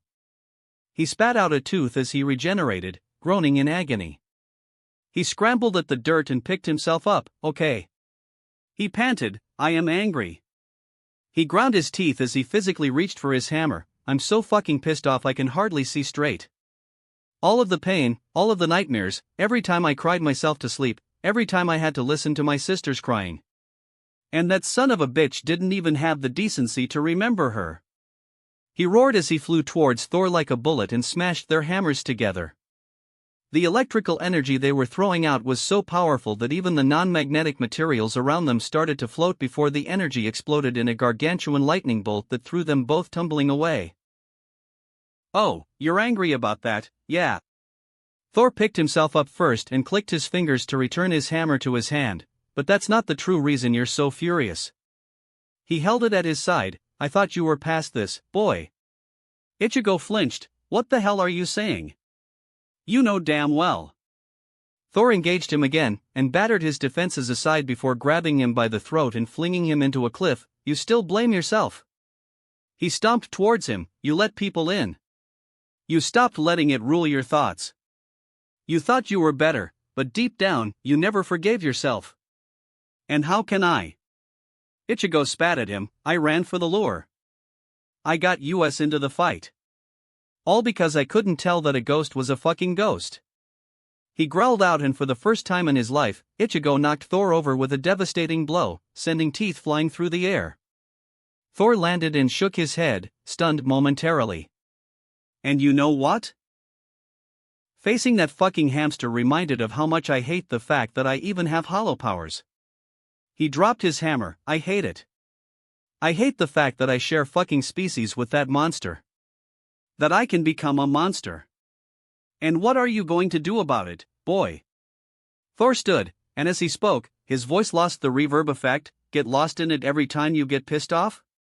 Are you going to give up? Bit by bit, the white seemed to be sliding off of him like a bad paint job. Like ink that was just not sticking to paper. No. Ichigo ground out, I am what I am. I have to accept that. Crying about it isn't going to do shit. Thor snorted as his beard and hair returned to normal. You were a child, Ichigo. He used his name for the first time in a while. Your parents knew that you were special, but they didn't want you involved in their world. They purposefully kept you ignorant instead of teaching you, and it was a mistake. You didn't do anything wrong. You saw someone in trouble, and you tried to save them. You wouldn't be you if you hadn't. You heard what Tit said. That hollow has been hunting for decades and has killed over 200 trained Shinigami. There was nothing you could have done, other than not be there that day. You have to stop blaming yourself, kid. No one else does. I know. Ichigo let a tear fall. I think now. I can finally let go. Thor snorted. You beat that bitch like it owed you money. Or your body did, at any rate. Is it dead then? Ichigo asked. Damn, not even going to get a chance to do it myself. Your dad took care of it. Thor replied as he regained all of his color, making Ichigo open his mouth in confusion. Trust me, kid. He did the right thing. You never would have forgiven yourself if Mom ended up in here. All the color drained out of Ichigo's face. I was going to. I ain't going to sugarcoat shit for you, boy. You were about to eat it before your dad blasted you off it. Thor replied, and glanced at the sky. The storm had died down, but it started to pick back up. No. He growled commandingly, don't fall into that trap, boy. You had nothing to do with what happened outside. All you need to worry about is making sure this never happens again. Your mom is free now, and that hollow will never hurt another soul. Focus on that. Ichigo closed his eyes and took a few deep breaths. Thanks, Thor. The storm broke completely, and Ichigo vanished. Thor let out a dry chuckle. Shit, kid, he rubbed his face. That was a hell of a hit. He grinned widely as he sat back on his rock. Ishin and Kasuke groaned as they smashed into the back of the barrier again, sliding down. So, this is the power of a hybrid, huh? Kasuke groaned as he got back to his feet. We should be glad he sucks at manipulating foreign erasure. Ishin had a hand on his knee as he forced himself up, otherwise he would have just disassembled this barrier. He raised in Jetsu, come on, Ichigo. Get it together, son. Otherwise. He swallowed heavily, otherwise how am I going to face Yuzu and Karen? Sing, Beneheim. Kasuke cried, sending out a blood-red blade of Ryuryoku that hobbled Ichigo momentarily. Ichigo's body growled and raised his hand. Once more, a massive amount of electricity started to gather in his hand, and Kasuke paled. Shit, I delayed the casting of that Danko the last time. One without an incantation won't survive another blast. I'll layer one behind it. Ishin yelled, hurry. Bakuto number 81, Dan dash, they started to shout, only the lightning vanished. Eh? They both almost fell over as they cut the energy off. What? The lightning vanished entirely from Ichigo's form, and his muscles shrank. The lightning that had covered his eyes revealed black eyes with golden scara, before even that faded into Ichigo's warm brown eyes. He slumped and started to fall. Ishin sighed in relief as he used Chuinpa to catch his son. Glad you're okay, son. He said warmly, though Ichigo was unconscious and didn't respond. Immediately, the barriers around them disappeared, allowing the rain to instantly drench them with what seemed like a tidal wave of water. And now we're wet. Ishin deadpanned. Phew. That was a workout. Understatements were apparently on the menu for Kasuke today. Let's go. Before someone shows up to investigate this. Yeah. The 3 conscious and 1 unconscious Shinigami vanished, leaving the destroyed cliff behind. Chapter 6. Ichigo let out a groan as he woke up, feeling like he'd been run over by a steamroller. Ugh, he squeezed his eyes shut in pain as he brought his hand to his forehead and rubbed it. Anyone get the number off that semi? He groaned again. Ha! You wish it had been a semi. Ishin's voice spoke up, and Ichigo opened his eyes, squinting and blinking for a few seconds. How are you feeling, son? Ichigo cut himself off as the memories rushed back, and he sprang up to a sitting position so quickly he got lightheaded. Did I hurt anyone? He turned pleading eyes to Ishin. Is everyone okay? We're all fine, son. Ishin nodded, and all the tension rushed out of Ichigo, and he fell back onto his bed. It was a close thing. Ishin admitted, but things turned out as well as they could have. He got off of Ichigo's dresser and walked over to his son. Did you have any idea at all that such a thing could happen? No, he took his dad's hand and sat up. It's never happened before. I never even imagined. He pressed his hand to his head, just, everything got too much. I guess I never really forgave myself. It was just buried. And when I saw it and it laughed and said it didn't even remember Mom. You little fool. Ishin walloped Ichigo on the head. I told you, son. No one blamed you. He watched as Ichigo rubbed the top of his head. No one but you, apparently. I know. Ichigo huffed. I thought I had forgiven myself, but when I saw her grave. Survivor's guilt is a hard thing to overcome. Ishin sighed. I saw it many times during my days with the Gotii 13. If only I was faster. If only I was stronger. If only I had trained harder. But you can't change the past. And you especially, could have done nothing. We knew you were special, Ichigo. Masaki and I both knew it. But we made the choice to keep you ignorant. To keep you from worrying about matters of life and death, especially so young. He sagged. I can't say if we would have made a different choice, even knowing what was coming. You should have had a normal childhood. A normal life. You shouldn't have had to worry about terrifying monsters and things other people couldn't even see. That wasn't the life your mother and I wanted for you. For any of you. Even Masaki hadn't fought a hollow in years, despite the fact that she could. We always left it to Kasuke, or the other Shinigami stationed here. I know, Ichigo let his eyes fall to his floor, but because I didn't know then, because I rushed to save a spirit, because of that light. Mom died. He clenched his fists. No. She didn't even get to die. She was trapped inside that monster for 6 years. And now she's free. Isshin put his hands on Ichigo's shoulders. Masaki is free now, Ichigo. And I'll say it 1,000,000 times if I have to. You were a child. It wasn't your fault. And it never will be. So please, son, let go. If not for your sake, then for everyone else's. You can't lose control like that again. I know. Ichigo stood. It wasn't just that monster that caused me to lose control. It was the fact that I have hollow in me too. That I shared a species with that son of a bitch. And in that moment before I snapped, I hated myself because I could be Dash. No! Isshin shouted, clapping his hands on Ichigo's shoulders. Never! He said forcefully, never. Do you understand me, Ichigo? Yeah. Ichigo chuckled. While you were holding me back out there, I was having it out with Thor inside. I had to confront it. He punched his palm. I'm good now, Dad. I promise. Isshin sighed in relief. Come on then. Your sisters were worried. Ichigo followed Isshin now, and found that Yuzu and Karen had practically been vibrating ever since they heard Isshin shout. ICHANII. They both shouted and practically knocked him over in their rush to hug him.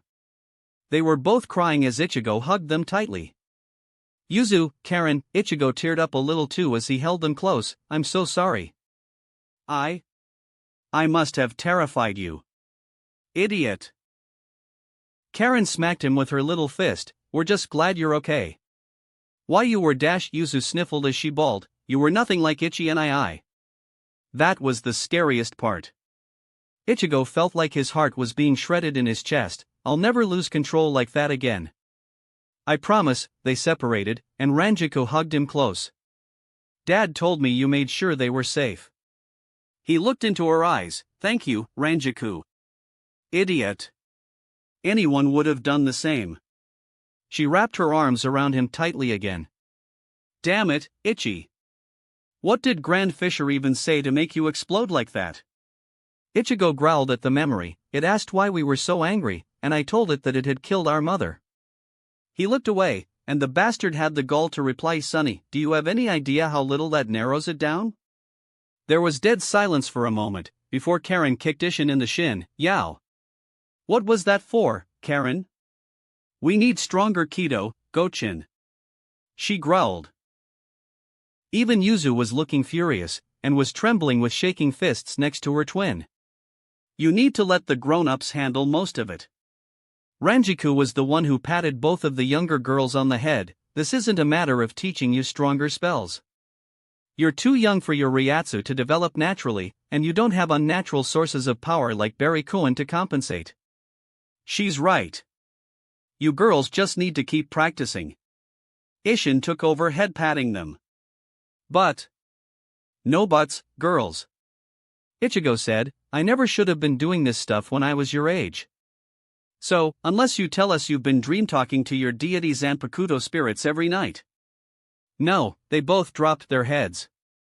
Don't worry. Ranjiku told them cheerfully, you're already stronger today than you were yesterday. Ryatsu increases the fastest when the soul is in danger. Don't tell them that. Idiot. Ichigo balked. Don't be mean, Ichi. Ranjiku elbowed him. Your spells should have a bit more zing to them now.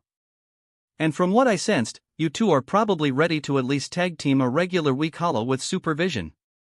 I don't know.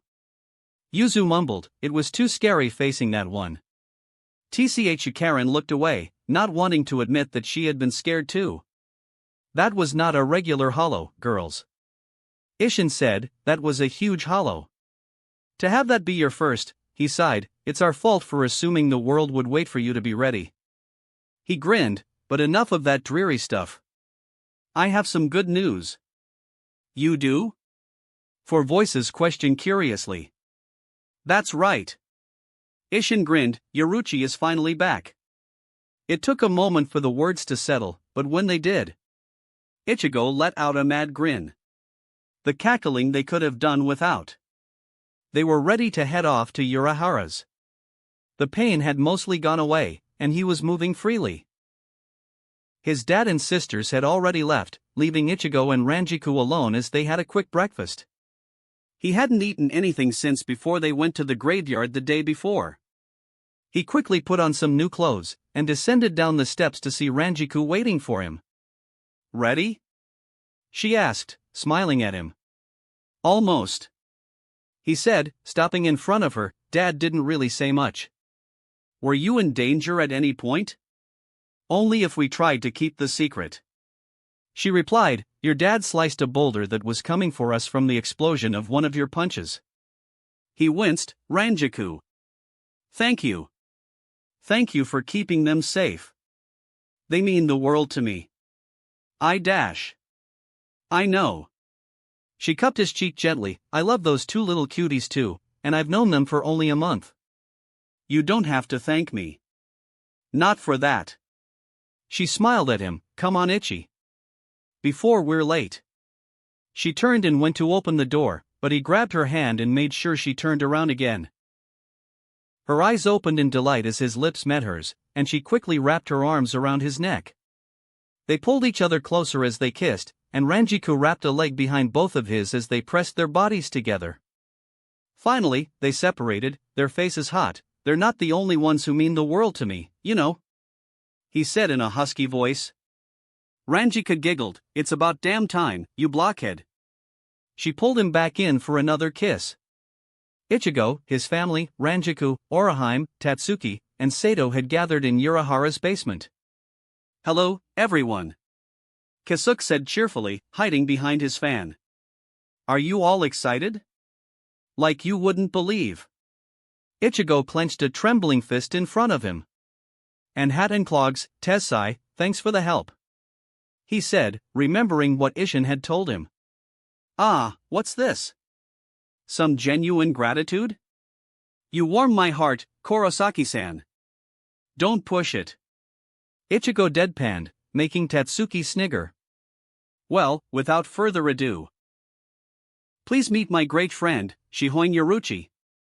He gestured, and a curtain that they had all been studiously ignoring opened up, revealing a black cat, lounging and cleaning its fur. Eh? The teenagers and Ichigo's sisters all looked confused. "Where are they, Urahara-san?" Yuzu asked. "All I see is that cute little kitty." "Why thank you. I am quite cute, aren't I?" a very masculine, unfamiliar voice said, and they all leapt away with frightened screams as the cat simply appeared before them. They gaped at the cat, before Tatsuki yelled, "Wait a fucking second. You're telling me Yoruchi is a cat?" "That I am." Yoruchi confirmed. "So, you're the one Kisuke said I would be interested in, hmm?" Tatsuki twitched, wondering what the hell that meant. "No!" Ichigo yelled, pointing at the cat. "Explain. Why are you a cat? How does a cat even sneak into Soul Society? How does a cat steal six Asachi?" Yoruchi sighed heavily. "Very well. The truth is, I was a human once." "A human?" They all gasped in shock. The cat nodded. "Yes, but one day, while I was with my friend in Hokkaido, a bear attacked us. It forced us all apart, but not before we promised to meet again." Yoruchi shuddered as if trying to hold down his tears. Something about the story tickled in Ichigo's mind. "While running away, I met an old man with a silver beard that promised to teach me how to defeat bears."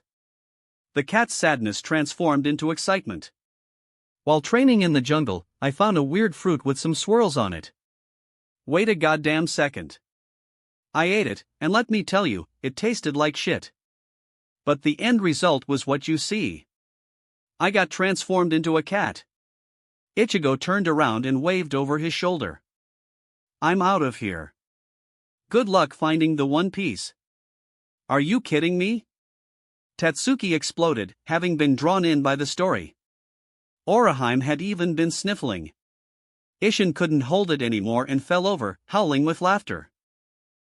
Karen and Yuzu broke and were giggling madly, with Karen even hiding her face behind her hands. Ah ha ha ha. So worth it. Yoruchi rolled around laughing, but I suppose I've had my fun. Wait. Ichigo thought to himself, if he was comparing it to a devil fruit, then he whirled around as the cat started to glow. Why don't I slip into something more comfortable? Yoruchi said, before a cloud of smoke engulfed him. Ishin hurried and grabbed both of his daughters, covering their eyes. Hey! What gives, Gochin? Karen yelled, trying to wrestle his hand away to no avail. Sorry girls, you'll have to be blind for a little bit. Ishin said, holding tight. The teens stared into the cloud, and their jaws all dropped as Yoruchi was revealed. Naked. Stretching her back with her arms above her head, which pushed her utterly perfect, perky breasts out. She was very short at just over 5 feet tall, and had chocolate skin with exotic, luscious purple hair. And as they could see, the carpet matched the drapes. It always takes me a while to get used to this body again, she said as she stretched out, before opening her eyes and standing straight, revealing golden irises. You're a woman? Oraheim gasped, but your voice was so manly. Why are you naked? Tatsuki roared, covering Chad's eyes with a massive blush on her face. She made no effort to cover her own eyes.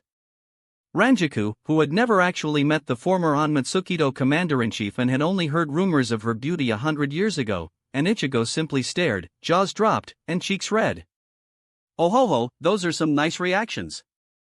Yoruchi grinned cattily at the two, before turning to Oraheim. Well, it wouldn't be a very good disguise if I used my regular voice, would it? Oh. That makes sense. Oraheim giggled, barely even paying attention to Yoruchi's masterfully fit, nude body. Yoruchi laughed, and answered Tatsuki, why would I be clothed? Do you have any idea how uncomfortable that is as a cat? Well, you're human now.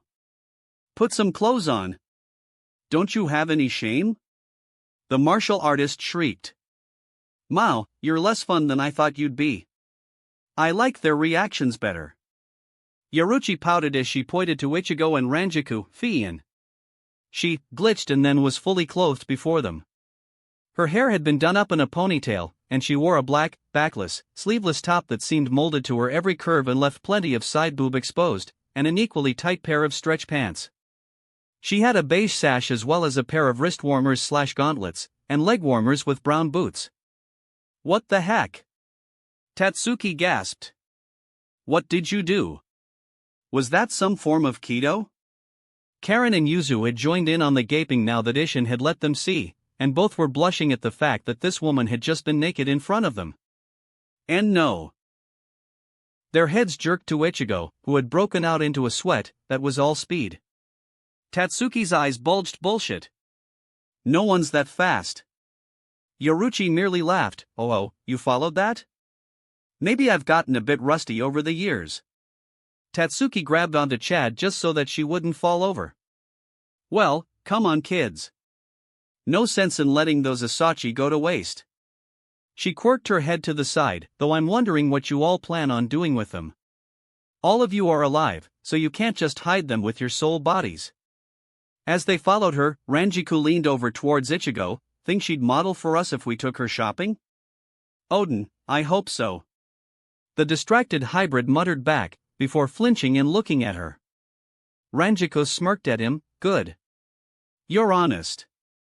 She laughed lightly. Don't worry, Ichi. It wouldn't even be my first threesome, though I suppose it would be my first one sober. She walked ahead of him, swaying her hips. Ichigo choked as he hurried to follow her, and up ahead, no one noticed Yoruchi's ears twitch and her smile get the tiniest bit smugger. All right. Here we are. She gestured to a small platform where all of the Asachi were, arranged on fancy-looking pillows. Wow, they all look the same. Oraheim gasped as she looked at them. Indeed, they were all the exact same. That's right.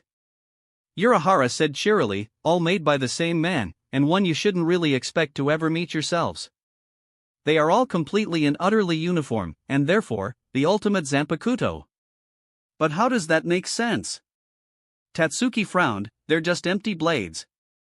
It's practically in the name. How can they be the strongest? I did not say strongest, Tatsuki-chan. Urahara chided with a teasing finger wag in her direction. I said that they were the ultimate Zanpakuto. Because these babies? They can become anything. Every Shinigami hopeful is given one upon entering the Shino Academy. Ishin explained, our students spend every waking moment with their Zanpakuto. Training, studying, eating, he chuckled, even sleeping and showering with them, in some cases. The kids all sputtered, and in doing so, you imprint your soul upon it. Then it becomes your Zanpakuto, with its own unique power and abilities. Exactly. Urahara smiled, so you're all a bit late in receiving them. Most of you are already pretty far in your training, after all. With any luck, it won't take too long to start the imprinting, and you can speed up the process by feeding it some Ryuryoku. He clapped his fan shut, youngest first. Come on, Yuzu-chan. Karen-chan. Thank you, Urahara-san. Yoruchi-san. The two bowed politely. Yoruchi laughed, hey now, I didn't think it was possible for Ishin of all people to raise such polite children. Don't get used to it. Karen deadpanned, causing Yuzu to elbow her reproachfully. Yoruchi nearly laughed harder. I was hoping something would happen. Yuzu pouted slightly as she held her Asachi. She held it in both arms. Yeah, but they warned us. Karen mumbled, and stepped away with Yuzu. Go on, Oraheim. Tatsuki gently smacked her girlfriend's shoulder to push her along. Oraheim practically skipped her way there, smiling brightly as she grabbed the weapon. It's nice to meet you, Mr. Asachi. Duh, that was too cute. Yoruchi grinned at the orange-haired girl. Yeah, nice to meet you, partner. Tatsuki looked at the sword in her hand after grabbing it, and it might have been her imagination, but she swore it seemed a tiny bit smaller than it had been before she grabbed it. Sato walked up and said nothing as he grabbed it, staring at the sheathed blade in contemplation, remembering his abuelo's words from long ago. Could he really use this? He remembered all of the hollows he'd faced, and especially Shrieker. He remembered Ichigo's words as well. He lowered the blade to his side and walked away, saying nothing, but having found a new resolve. Finally, it was Ichigo's turn. Go on, Barikuin. Ranjiku nudged him playfully, this one's been waiting long enough. Ichigo smiled back at her, and walked over to it. None of them knew it, but outside, the skies started to darken slightly. Ichigo stepped up to the table and held his hand out to the final Asachi when a crackle of lightning sprang out of it to his hand. Yoruchi and Kisuke's eyes widened.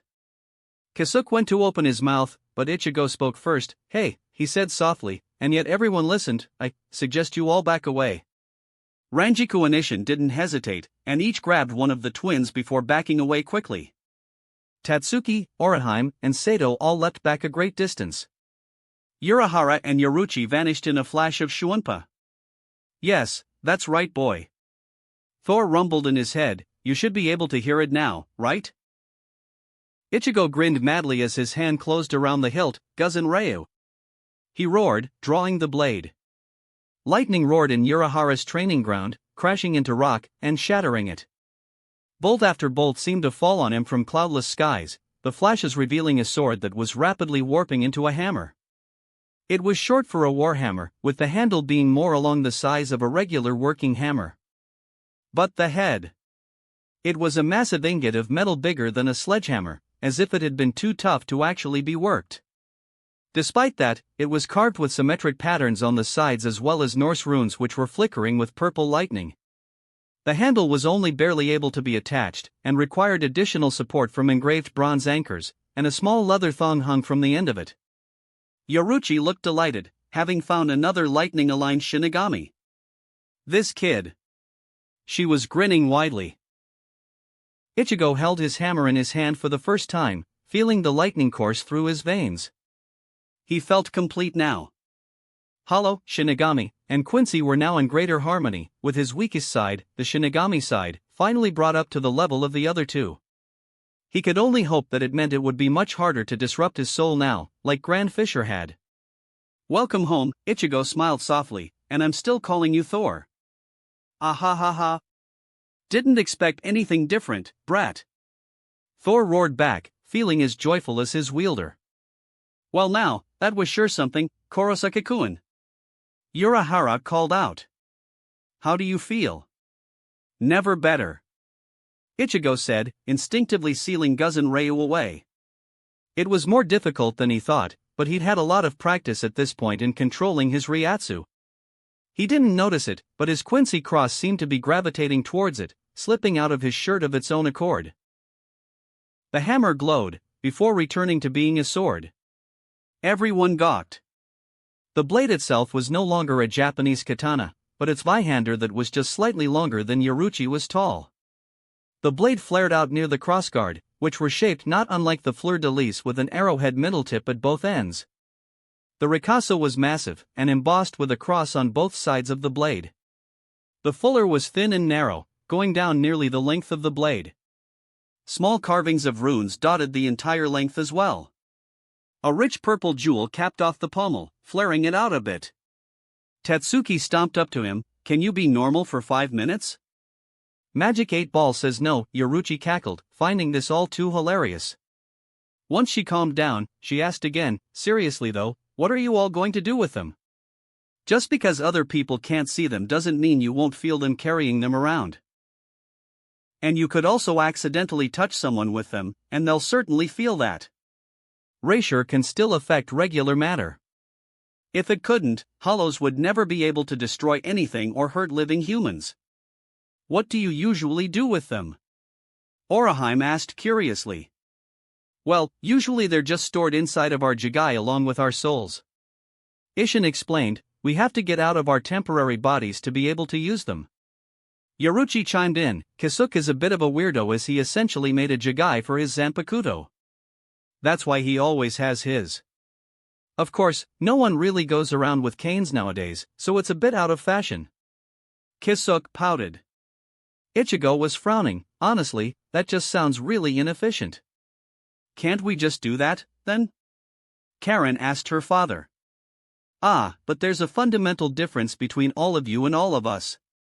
Kisuke waved his fan in front of his face, you are all still human, and you're all still alive. If I pushed one of you out of your body, you wouldn't magically become a Shinigami. He shrugged, frankly, this has been a delightful learning opportunity for us. You all can already do things none of us ever thought of, so I wonder what you'll come up with.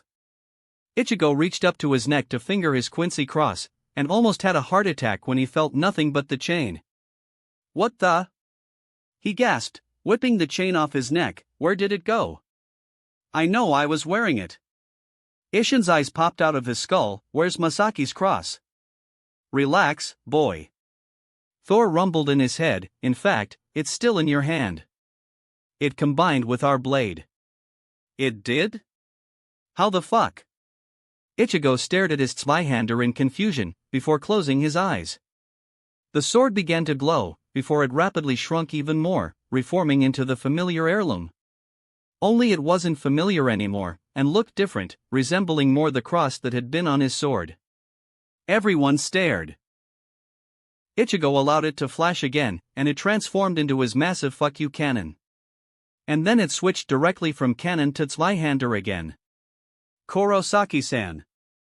Urahara said with faux cheer, explain. Fuck if I know. Ichigo shot back, shrinking it back into his cross and clipping it back onto its chain. Urahara almost fell over in depression. Great. And that doesn't help any of us.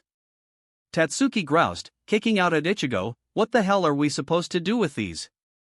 What are you, stupid?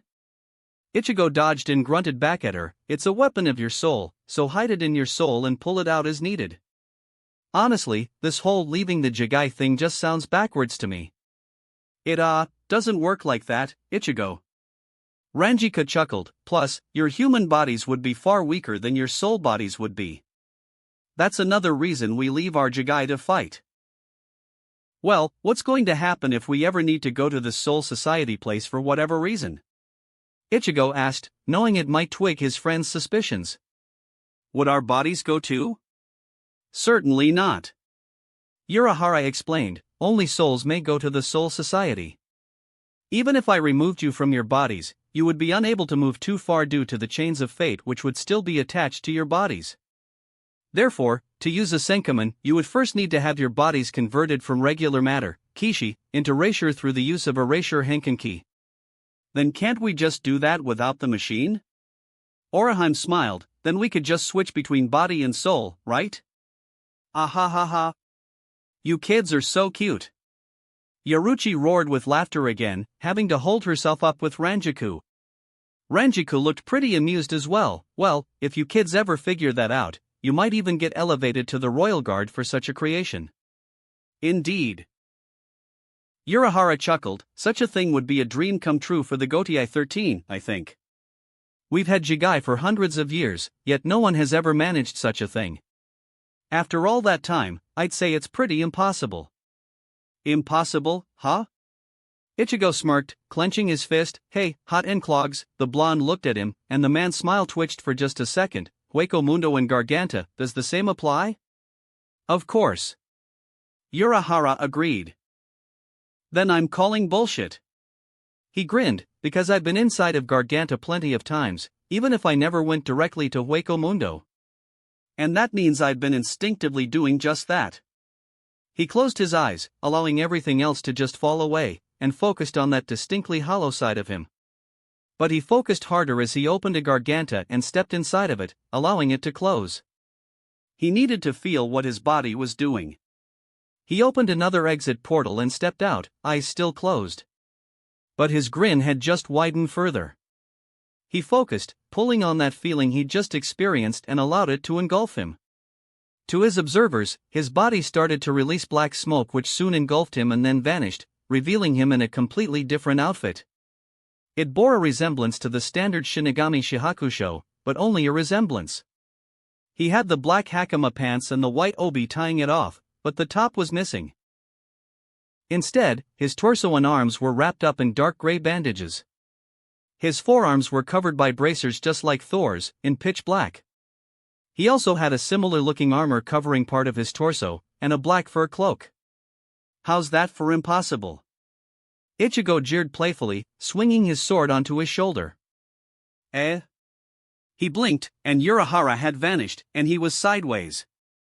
He blinked again, wondering what the hell happened, before looking down. Urahara was holding him over his head like a trophy, and then the two vanished. Everyone else just stared at the spot where Ichigo had stood in dumbfounded shock, until Yaruchi spoke. I'm not the only one who heard a chimp sound from Urahara, right? Oraheim, Karen, and Yuzu sputtered out fountains of saliva in picture-perfect spit takes.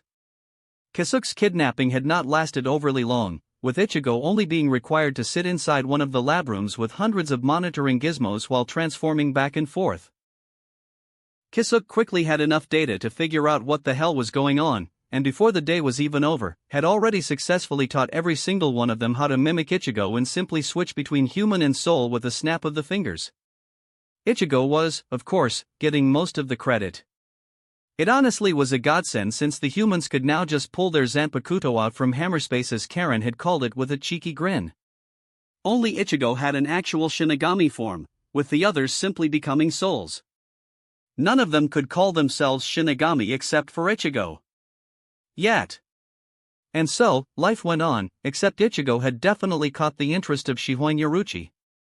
The cat had primarily taken Tatsuki on since they were the most alike in terms of combat style, and in just a few weeks Tatsuki's Shiwunpa had become scary. As in, approaching Ichigo's half-assed speed scary.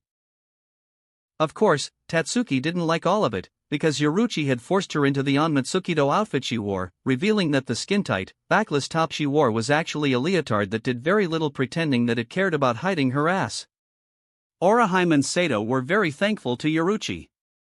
Tatsuki's hand-to-hand had improved by leaps and bounds, and Yaruchi had started to teach her some Kido as well. None of them had expected it from the woman, but apparently she was actually a very well-rounded Shinigami and was a Kido expert as well. According to Tessai, she was underselling her skill there, but did not elaborate further. Nonetheless, while Tatsuki was her primary student, she had the most fun teaching Ichigo. Come on, Berry-kun. She had a delighted smirk on her face as multiple speed clones of herself fought much fewer speed clones of Ichigo. Didn't you tell me you were fast? I'm out of shape, you know? Fucking Ranjiku. Ichigo growled, did she have to mention that nickname? As he tried his hardest to tag her. Oh, don't blame her. Yoruchi laughed, I would have come up with it on my own. The two came to a stop and all of the speed clones vanished. Guess it was too much to expect you to be fast enough to have fun with. She forced a pout, watching as Ichigo got even more ticked off. Guess we'll just do Hakuta for now. She blitzed forward and launched a punch at his face, which he ducked. He retaliated with a palm strike upwards to try to hit the underside of her chin, and she nimbly moved back just enough that his hand missed out on grazing her chin. He reset quickly and followed up with a kick aiming to take her head off. She simply spread her legs and did a split, smirking at him tauntingly all the while. What the hell? You're so fucking flexible. His distraction cost him because her fist whipped out and smashed into his knee. Yow! Why you? He had wobbled before his regeneration took care of it, and raised his leg for an axe kick. Yoruchi placed both palms on the ground and pushed herself up and back, vanishing in a shwunpa. Ichigo completely stopped after his kick shattered the ground and gaped at the standing woman. Did you just shwunpa with your hands? They don't call me the goddess of flash for nothing, you know? Yoruchi teased him. I thought that was because you love flashing that perfect body? Ichigo shot back, and got a laugh out of Yoruchi. Well, little of B, I suppose. She laughed a little harder. She glitched again and then threw him a bottle of water. You're not bad, you know? She asked after taking a swig. I expected to have to beat out a lot more bad habits. I learned karate when I was younger. Ichigo said, so I already knew how to train. Then I have Thor who I train with every night too. He's not exactly a slouch in a fight. That's still so weird. She deadpanned, I've never heard of any Zanpakuto like yours. Well, I am a weirdo. Ichigo chuckled, draining the other half of the bottle. What about yours? Are you ever going to bring it out? Yoruchi chuckled a bit mysteriously. Sorry, Ichigo.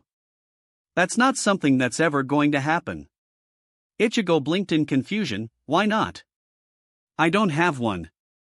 Yoruchi said simply, but the statement itself just left him baffled. Blah? What do you mean you don't have a Zanpakuto? He asked her incredulously. She stretched out, enjoying the way his eyes ate her up, and he practically forgot what they were discussing. Exactly what I said. She stood straight. I had one in the past, but I no longer do. He winced. I'm sorry? She chuckled and shook her head. It's not something to feel pity for. It just is.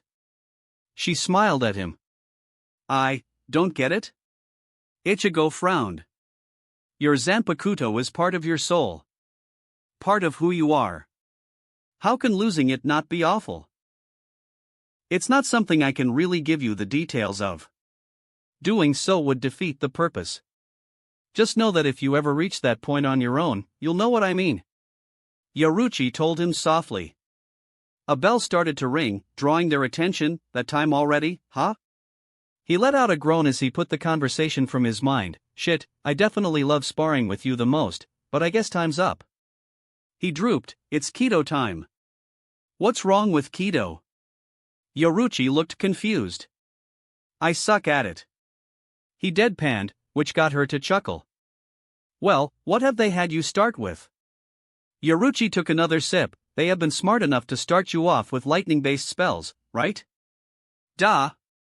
Ichigo chuckled. Those are the only ones I'm actually any good at. He grinned mischievously. I think they regretted teaching me number 88. It's even stronger than my basic zero. Now she looked even more confused. It makes no sense for you to be capable of casting one that high in rank and not be capable of casting others. Not even your lightning affinity is enough of an explanation for that. Kido that advanced take legitimate talent. If you don't have talent, even a Shikaho will usually just blow up in your face. Beats me. Ichigo shrugged. Yoruchi stared at him for a few moments, before a small smirk crossed her lips. You know what? Stay right there, Barei-kun. I'll be right back. She vanished, making Ichigo wonder what she was up to. He quickly had his answer a few minutes later, as she reappeared with a smirking Ranjiku. Slight fear. Ichigo said, sweating a little. Well, I'm thinking that maybe you just don't have enough motivation, Ichigo. Yoruchi's cat-like smirk was even bigger than Ranjiku's. So, how's this? I asked Tessai which Kido he's already tried to teach you, so if you manage to successfully cast, say, Bakuto number 12. Hiroi Byobu before the end of the day, Ranjiku and I will show you our tits. Steam erupted from Ichigo's nose. You too. Ranjiku was giggling. Not like he wasn't going to see them eventually anyway, but this seemed like a fun way to do it. What do you think, Ichi-kun? She teasingly pulled on the open hem of her school shirt with her thumb. Ichigo promptly sat down, reviewing the incantation, bare walls, expand and divide. 10 shields holding formation. Bakuto number 12. Hiroi Byobu. He held his palms straight out in front of him. Rather than forming an expanding, light blue barrier to block attacks, the air in front of him crackled with electricity and promptly exploded. Gah! Damn it! Ichigo brushed the soot off his face with irritation. That's all I usually get. Again. Yoruchi got behind him and put a hand on his shoulder, closing her eyes and reaching out with her own Ryuryoku. You can do it, Ichi-kun. Ranjika cheered, wishing that they weren't keeping their charade going even inside safe areas. She longed to actually be sparring with Ichigo and helping to teach him. Ichigo sighed, bare walls, expand and divide. 10 shields holding formation. Bakuto number 12. Hiroi Byobu. He tried it again, yielding the exact same result. I want you to switch between that one and Byakurai. Yoruchi commanded. Heido number 4, Byakurai. Ichigo chanted as Yoruchi carefully examined his Ryatsu. She was pretty glad she already had her eyes shut as the light was extremely bright. Again. She already thought she had figured out his problem, but wanted more data just to be sure. She had Ichigo cycle through a few spells, trying to match rank to rank as closely as possible and seeing what Ichigo's Ryuryoku was doing. The final 2 spells she tried were Hirya Gekazoku Shinten Reiho and Danku. She had to use her own Dankuto protect them from the explosion from Ichigo's. And then just to be doubly sure, she had him blast a Zero out as well. Okay, I'm pretty sure I know what your problem is, and boy do you have your work cut out for you. Ah, too bad, Ichi-kun. Looks like you're not seeing the girls after all. Ranjika taunted, hefting her breasts just a bit and letting them bounce. Again, Ichigo breathed steam from his nose. What's the matter then? Your Ryuryoku naturally likes to turn into lightning. Yoruchi said simply. Ranjika's eyes widened. Oh, yeah, that's pretty bad. She winced, now feeling bad for getting his hopes up. What do you mean? Ichigo asked, confused. Exactly what I said. Yoruchi said, all Kido spells use neutral Ryuryoku, and it is the spell that transforms it into the spell's components through heuristics such as the incantation. She pointed at him. You on the other hand, naturally have your Ryuryoku start electrifying the second you start to actually do anything with it. Ichigo gaped, are you serious? Even when I'm using high-speed regeneration or my Quincy abilities? Let's see. She put her hand on his back as he activated Blutvene and Artery. Ipe. Same deal. How about now? He asked as he started trying to draw erasure from the atmosphere with his Quincy abilities. He fidgeted from the strain and started to sweat. But like always, he struggled to do so. As if something was preventing him from drawing it in. It was almost slippery. I can feel you trying, but it's not working. And it definitely isn't because of the lightning issue. Yoruchi replied, taking her hand off his back. Ichigo growled, and stopped trying to draw on the erasure. Well, I'm nothing if not stubborn. He growled out, before closing his eyes and feeling out his Ryatsu.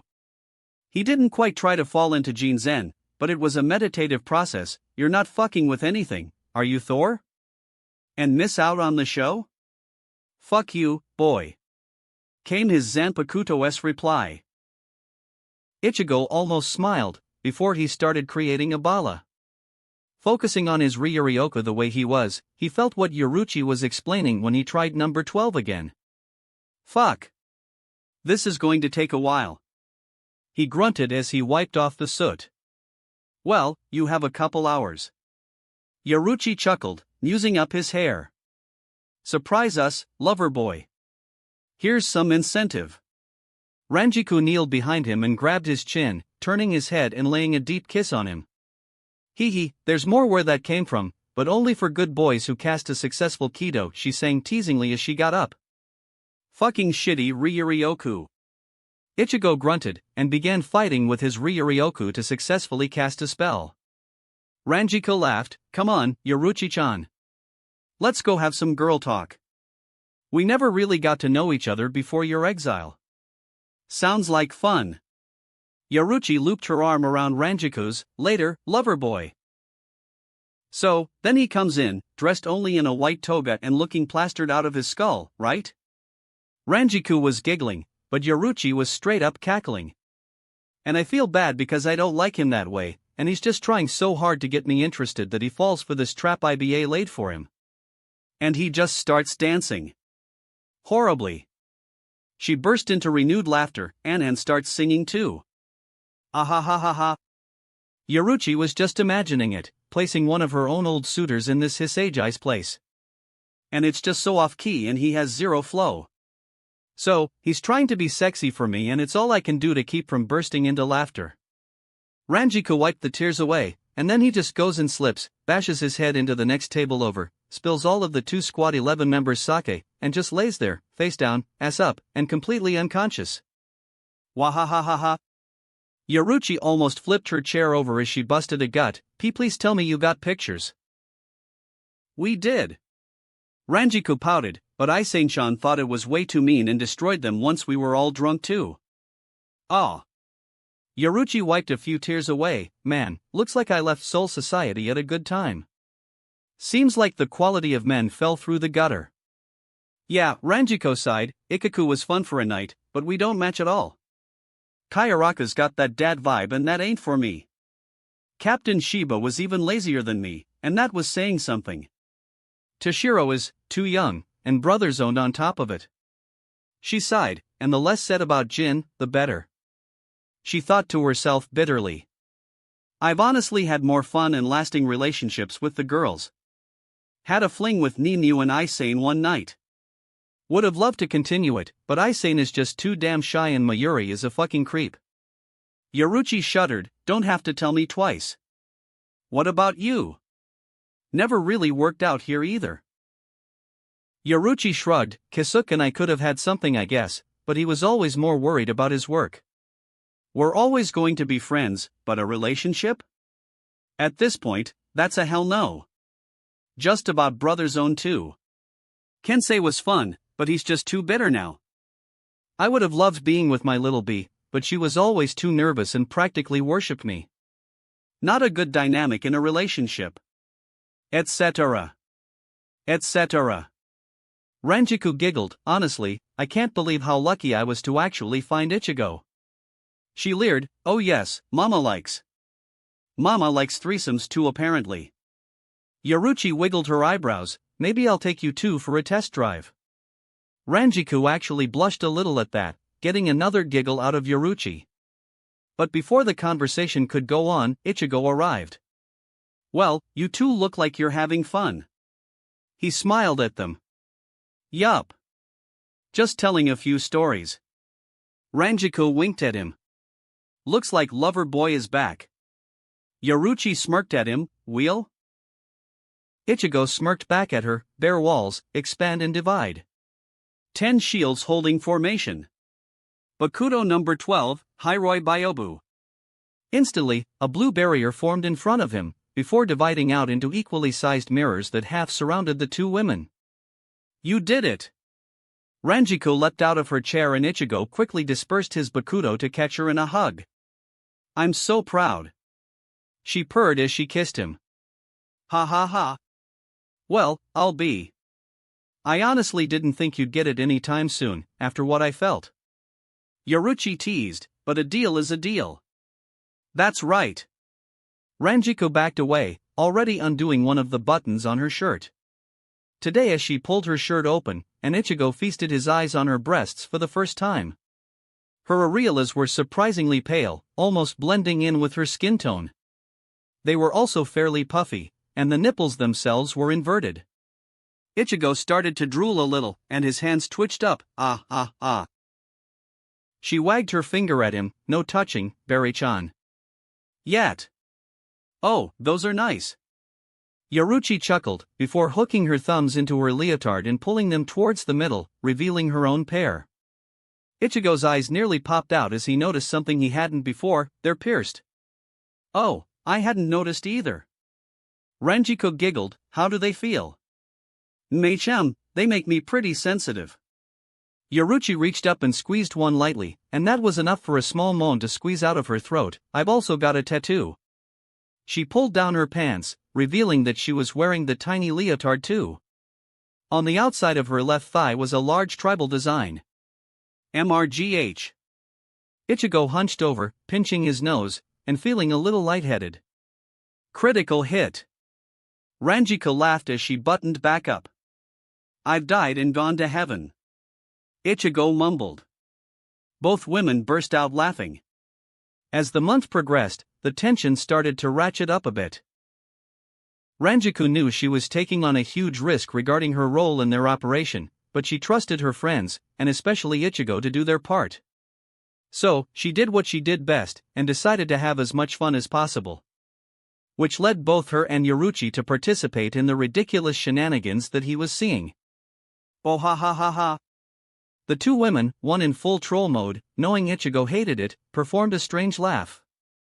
It was something most of the people around them were doing, and even Sato had his arms in that weird crossed arms pose. Ichigo let out a sigh, both embarrassed to be seen with them and very smug over the fact that they were on his arms when they weren't being idiots. Dozens of other guys in the crowd had already given him dirty looks. Are you two serious right now? He groaned. Bad enough Yuzu and Dad still like this dumb show. I don't. Yoruchi had her Cheshire cat grin on her face. I just like fucking with you. He deadpanned at her. Ah, come on, Berry-kun. Ranjiko leaned on him. What's so bad about it? I've always hated these kinds of things. He scowled. I might have liked them before Mom died, but that was because I couldn't tell ghosts from the living. After that, even before I started to train for real, I knew that ghosts and stuff existed. But I also knew damn well most people couldn't see them or interact with them. So, every time I read some horoscope nonsense or saw shows like these, I figured it was just a band of con artists scamming gullible people of their money. His skull got deeper, and now that I know about the real world, I know that most of these people are charlatans. Ah. Yoruchi sighed. Yeah, I suppose I can see that turning you off. Shit, I kind of feel like a bitch now. And her smirk was back. Oh well, I'll just have to make it up to you later. Ichigo rolled his eyes, saw that coming. He drawled in his head, a reluctant smirk on his face too. Also, what the hell is with that outfit? Why are you wearing a wig? Indeed, Yoruchi looked very unlike her usual self. She had a black wig on that completely changed her hairstyle, and her eyes were covered with sunglasses. Her clothes were still flattering, but pretty generic. Maybe even bimbofied if Ichigo was being uncharitable. Very much unlike her usual style. These are exactly the kinds of broadcasts Soul Society would keep an eye on. Yoruchi replied, We're keeping me hidden because I'm our biggest surprise, other than you. Don't want to be accidentally caught on camera. Wait, why am I not disguised then? Ranjiko shot a look at her. We both know it's soon going to be time. Yoruchi said softly, It's been a month and a half. If they're not already looking for you, they will be soon. Ranjiko sighed, Ugh, you're right. She snuggled into Ichigo. Still, more time would be better. Relax. Ichigo said, As long as we don't get caught on camera, there shouldn't be any trouble. And you jinxed it. Yoruchi deadpanned, while Ranjaku just stared at him in disbelief. I don't believe in jinxes. Ichigo declared, pulling both women closer. Let's just watch this shit. It's starting. And then Ichigo's face started to sag as Don Kannoji himself showed up and started fucking with a demi-hollow's hole. None of them had even known it was there before a cameraman had crossed a threshold. Not even the experienced Shinigami. You've got to be kidding me. I don't believe in jinxies. Yoruchi said in her best mocking tone. Seriously, Barry-kun, are you an idiot? Ranjaku pinched him. Oh, fuck you both. Ichigo switched into soul form and jumped into the fray. Fuck us yourself, coward. He almost fell over at their call. The ensuing fight was over quick, and Ichigo honestly spent most of it pounding how big of an idiot he was into Kannoji's head instead of just finishing the new hollow off.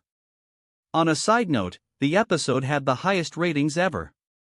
Over half of Japan tuned in once the explosions started going off and shattering concrete rained on the streets below. Once it was over and Kannoji proclaimed victory over the evil spirit, with Ichigo actually rather surprised that the guy was actually pretty decent and wasn't a con artist, they all made their way home. Ah, what a relief. Yoruchi had glitched as soon as they were away from the cameras and appeared wearing her usual clothes. I hate shitty disguises, but it was pretty short notice. They all piled into Ichigo's room and busted out the drinks.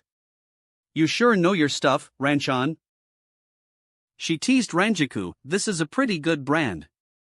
It was the closest I could find to my favorite up in Soul Society.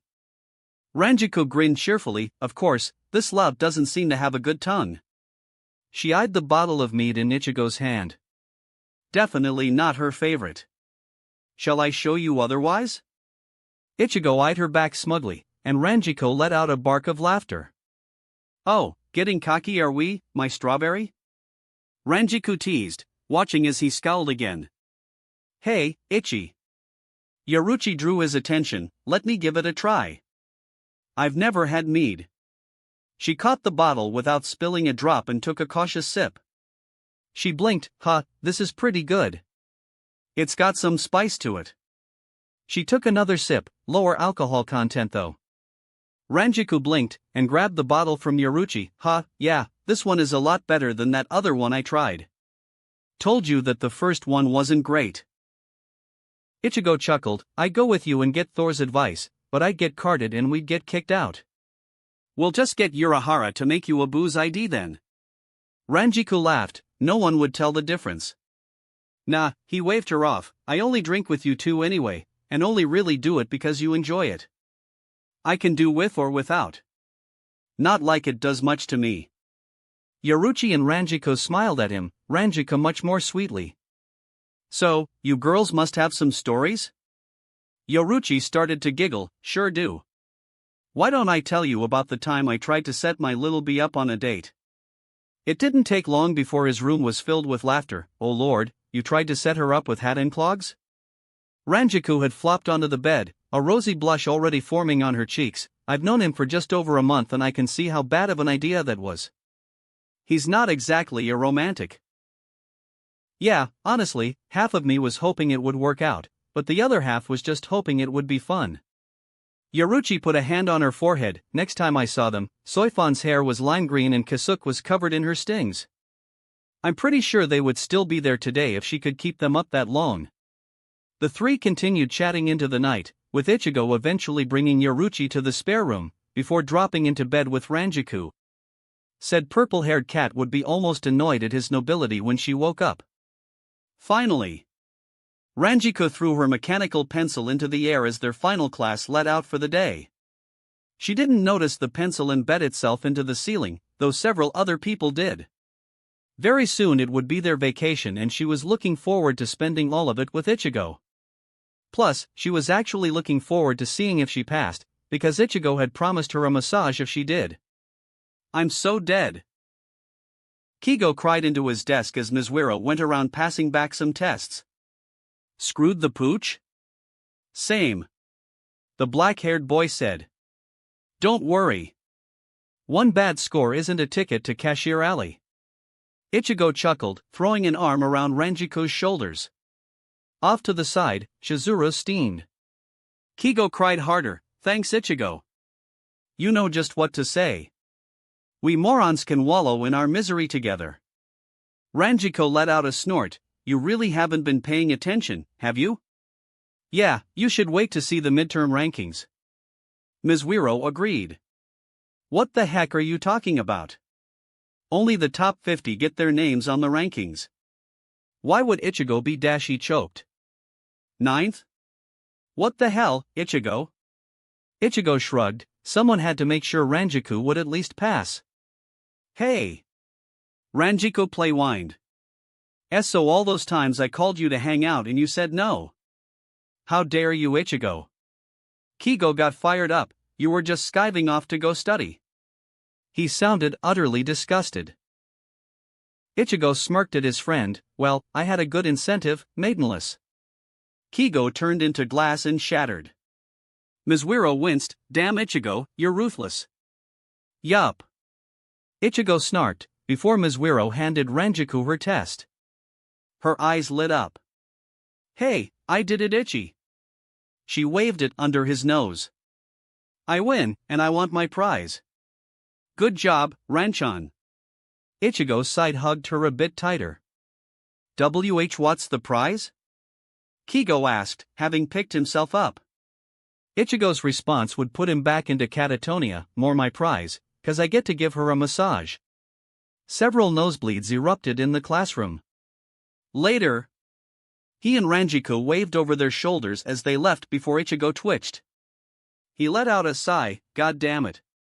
Ranjiko looked confused for a second, before her soul pager went off. Her head dropped. For fuck's sake. I want my massage. She whined as Ichigo picked her up and the two vanished in a rumble of thunder. Where the hell is it? Ichigo griped. Did the fucking thing go back to Hueco Mundo? This thing must be broken. Ranjiko glared at her pager. Both of them ignored the trembling spirit with a chunk of flesh missing from under his armpit, showing his ribs.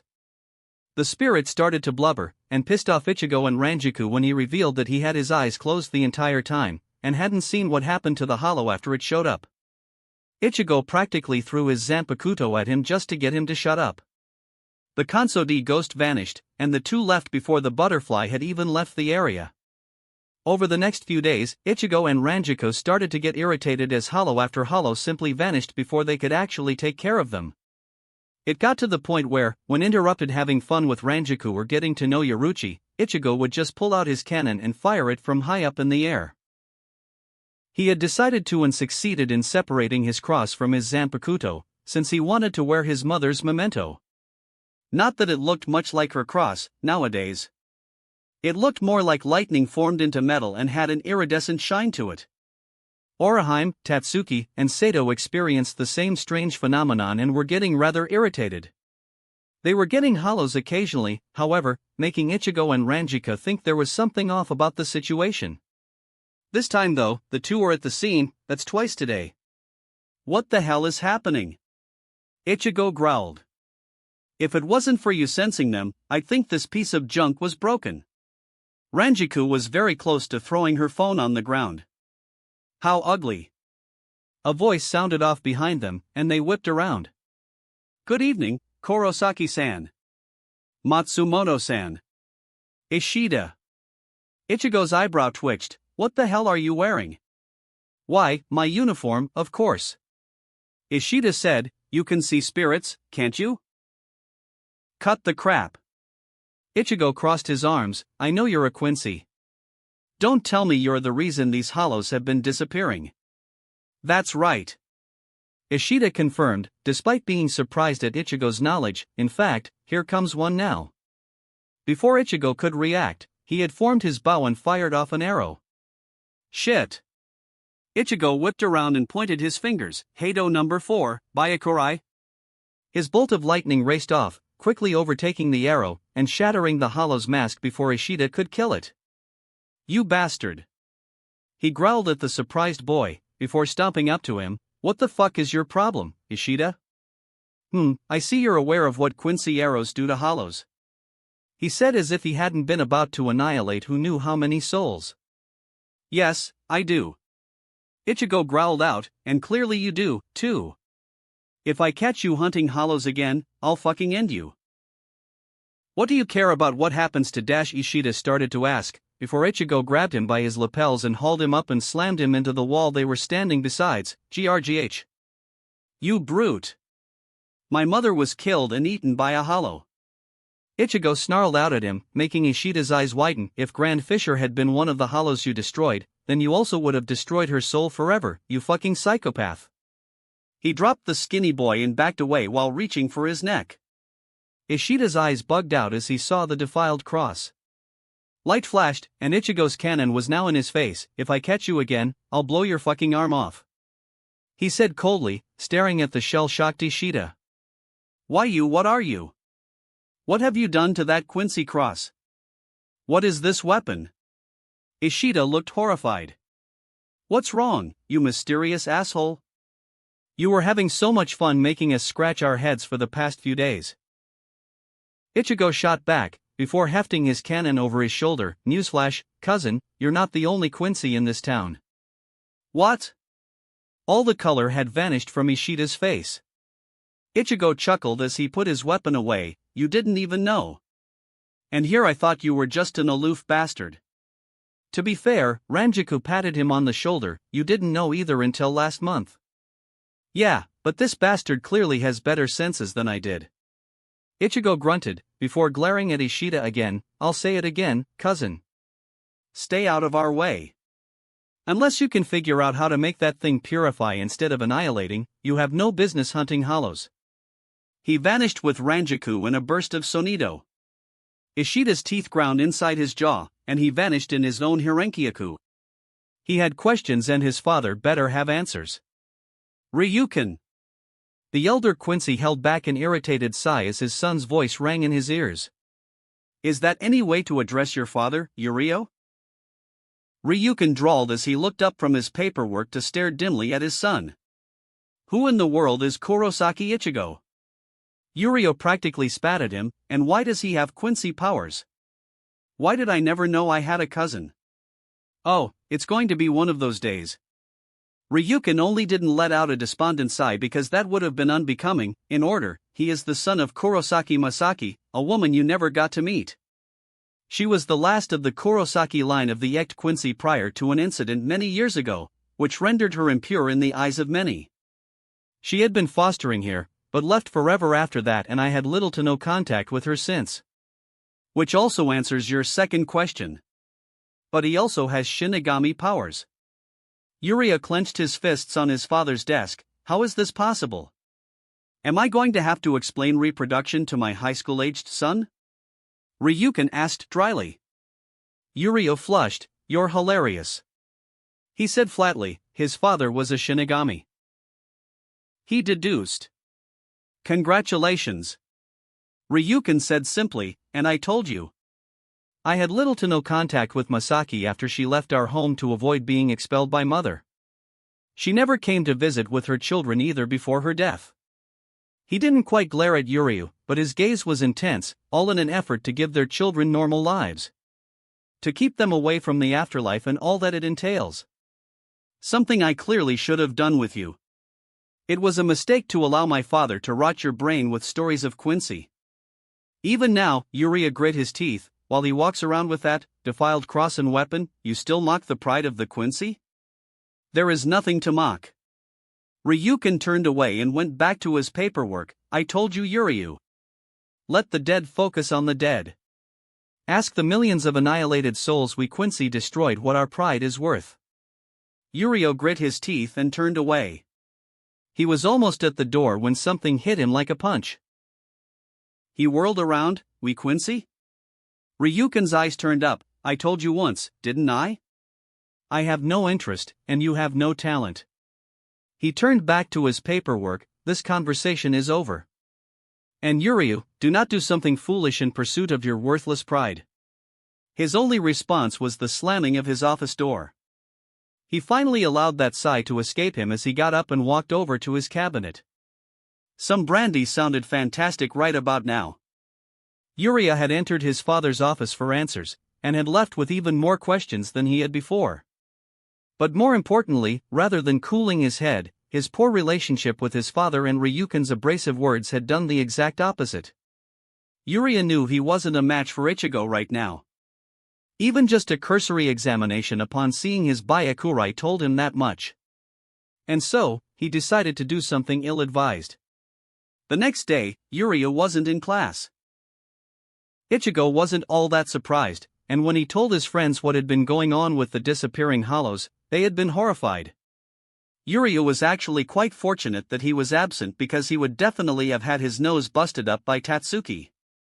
The group put it from their minds, thinking Yuria had learned his lesson. But then he was absent the next day as well. And the next. The only reason his grades didn't slip was that the semester was practically over already. And once it ended, the group had forgotten him entirely. 7 days after their spring semester had ended, that piece came to a crashing halt. A hollow vanished again? Ichigo had just gotten up to go take care of it, since it was on the other side of town, and he was the fastest still, when it disappeared from his senses. He clenched his fist. Ishida. He growled out. That's right. There Yuria was, in full Quincy regalia again. Ichigo's sharp eyes caught something different though. A glove encased Yurio's right hand. It was white with some blue accents. Ichigo vanished in a rumble of thunder, aiming to grab Ishida by the lapels again, only he was surprised to see Yuria was gone. In fact, the dark blue-haired boy had traded places with him, and was now standing among Ichigo's friends. Are you surprised, Kurosaki? I dash. Ichigo's hand clamped around Yurio's mouth with a hard grip, cutting off the rest of his words. Yurio's eyes bulged in shock as Ichigo literally lifted him off the floor with one hand. Congratulations. Ichigo said dryly, you can outspeed my slowest Sonito. He brought his face closer. Did you expect 10 fucking days to catch you up? He threw Yuria back, and the boy barely managed to catch his feet. You wanted my attention. You got it. What the fuck do you want? Despite the cold sweat that had suddenly risen on the back of his neck, Yuria wouldn't be deterred. I despise you and your kind, Kurosaki. He snarled, you worthless Shinigami dash. Yes, we know. Tatsuki said, it's been 200 years. Ishida-kun, not even your grandparents would have been around when the Quincy were killed. Oraheim said sadly, isn't it dash? This has nothing to do with that. Ishida cut her off, and all of them blinked in surprise. That's nothing more than an old story my grandfather told me when I was young. I don't care about it at all. He tilted his head. Back then, I even thought the Shinigami were in the right. I'm not so sentimental that I'd hold that against you. Then, why? Ranjaku looked at him in total befuddlement. You idiot. Ichigo growled, you even agreed that it had to happen. If that's the case, why the fuck are you killing hollows now? Because you Shinigami never do your jobs. Ishida yelled back at him, there's only one Shinigami in this entire city, other than you. You're all slow, fat, and lazy and you let good people die who could have been saved. Ryaraku formed around him. The Shinigami before Matsumoto-san arrived couldn't even do this. He relied on that useless phone to give him messages that hollows were incoming. And the one before him too. It's a pattern that my grandfather saw repeated over dozens of Shinigami throughout his life. The number of times I had to sense innocent men, women, and children die only for the Shinigami to arrive sometimes minutes late was detestable. Ichigo's anger had cooled, and now he stared stone-faced at Yuryu. Even Tatsuki had lost her outright hostility, and Oraheim looked like she was going to tear up. Ishida-kun, she mumbled. But you. Ishida glared at Ichigo, at the very least, you do a good job. You're quick. You kill them efficiently. It's little wonder that you're not a real Shinigami, because if you were, you'd be as useless as the rest of them. I could at least stomach your presence. He looked a little deranged in his anger now, until I saw this. The ribbons from all of them rose up.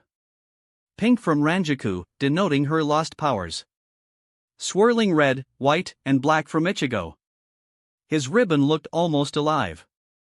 predominantly dark gray from Sato, Tatsuki, and Orihime, though with splotches of red littered throughout it. Not long after we began our first year, I could see your out-of-control power affecting our peers. Infecting them. And now to find out that you're a Quincy too? I won't accept this. He held up his gloved fist. I'm here to challenge you to a duel, and prove once and for all that you're not needed here. You almost had me feeling bad for you, Ishida. Ichigo sighed. Fine then. And when you lose, I want your word that you'll put that bow away until you either learn to make it purify or you die. When I win, you'll give up that abomination so I can destroy it, and never use your Shinigami powers again. He glared at Ichigo's chest where he knew his cross was.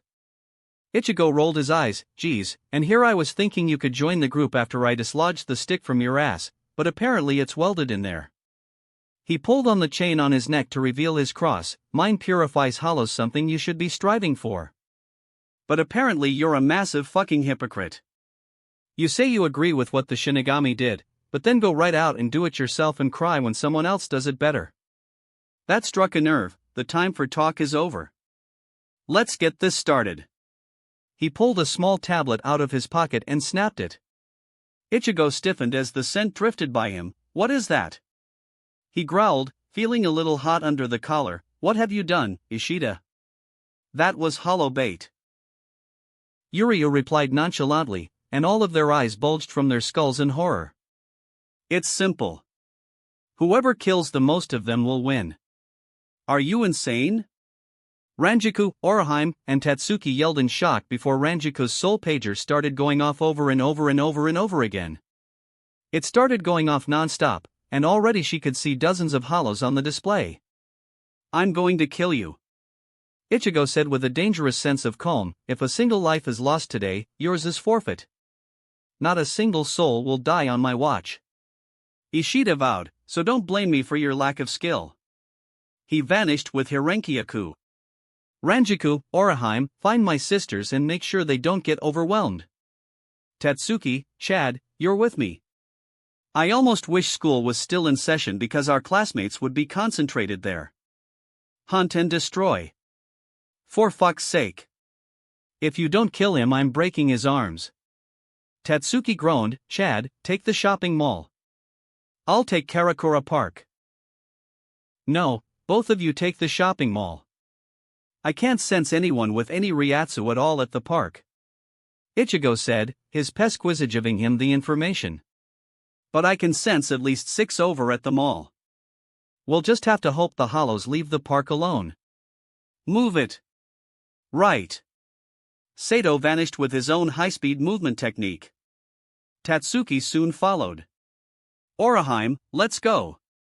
Ranjiko said, before hurrying to Ichigo and pecking him on the lips, we'll need a lot of alone time when this is over. She said softly, knowing what this meant.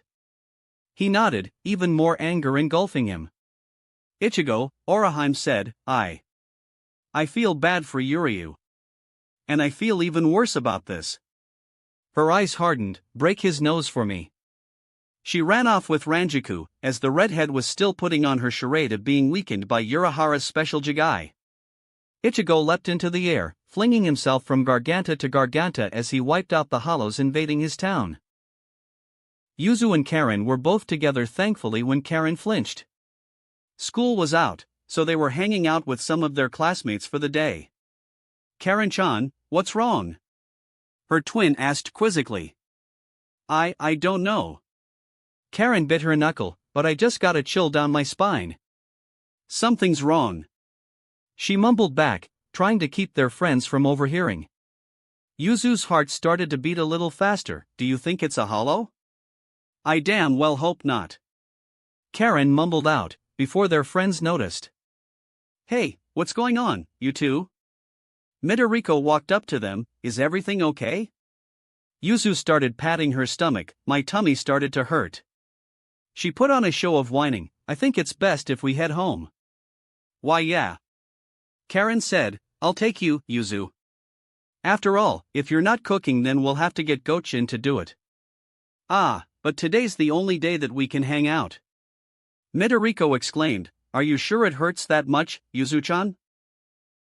Whatever response Yuzu was going to give was cut off by a tremendous bang and an explosion of air that blew the three of them over.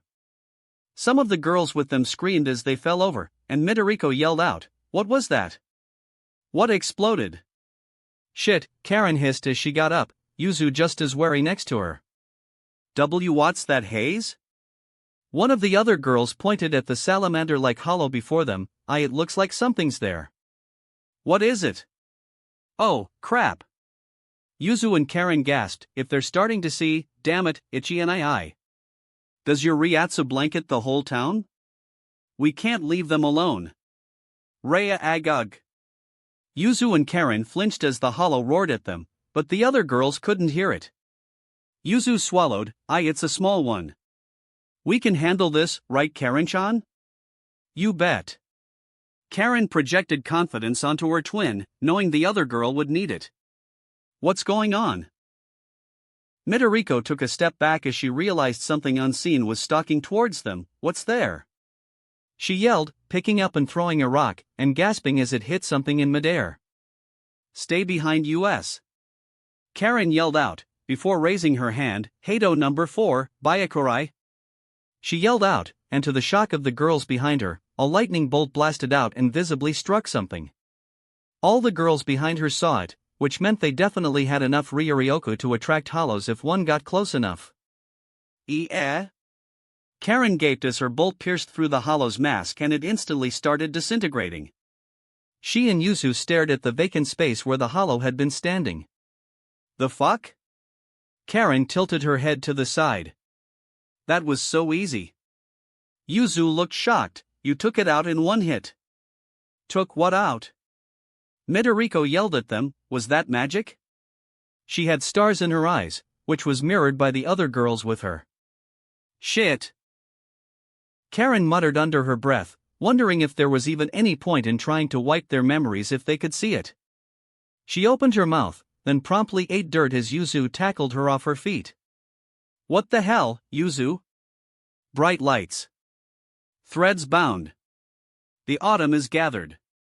Bakuto number 4, Hainawa. Yuzu rolled off of her and threw the crackling rope around the spider-like hollow that had snuck up on them. The audience gasped as the rope wrapped around something they couldn't see as Yuzu dug in her heels to try to keep it still. "Hurry, Karen!"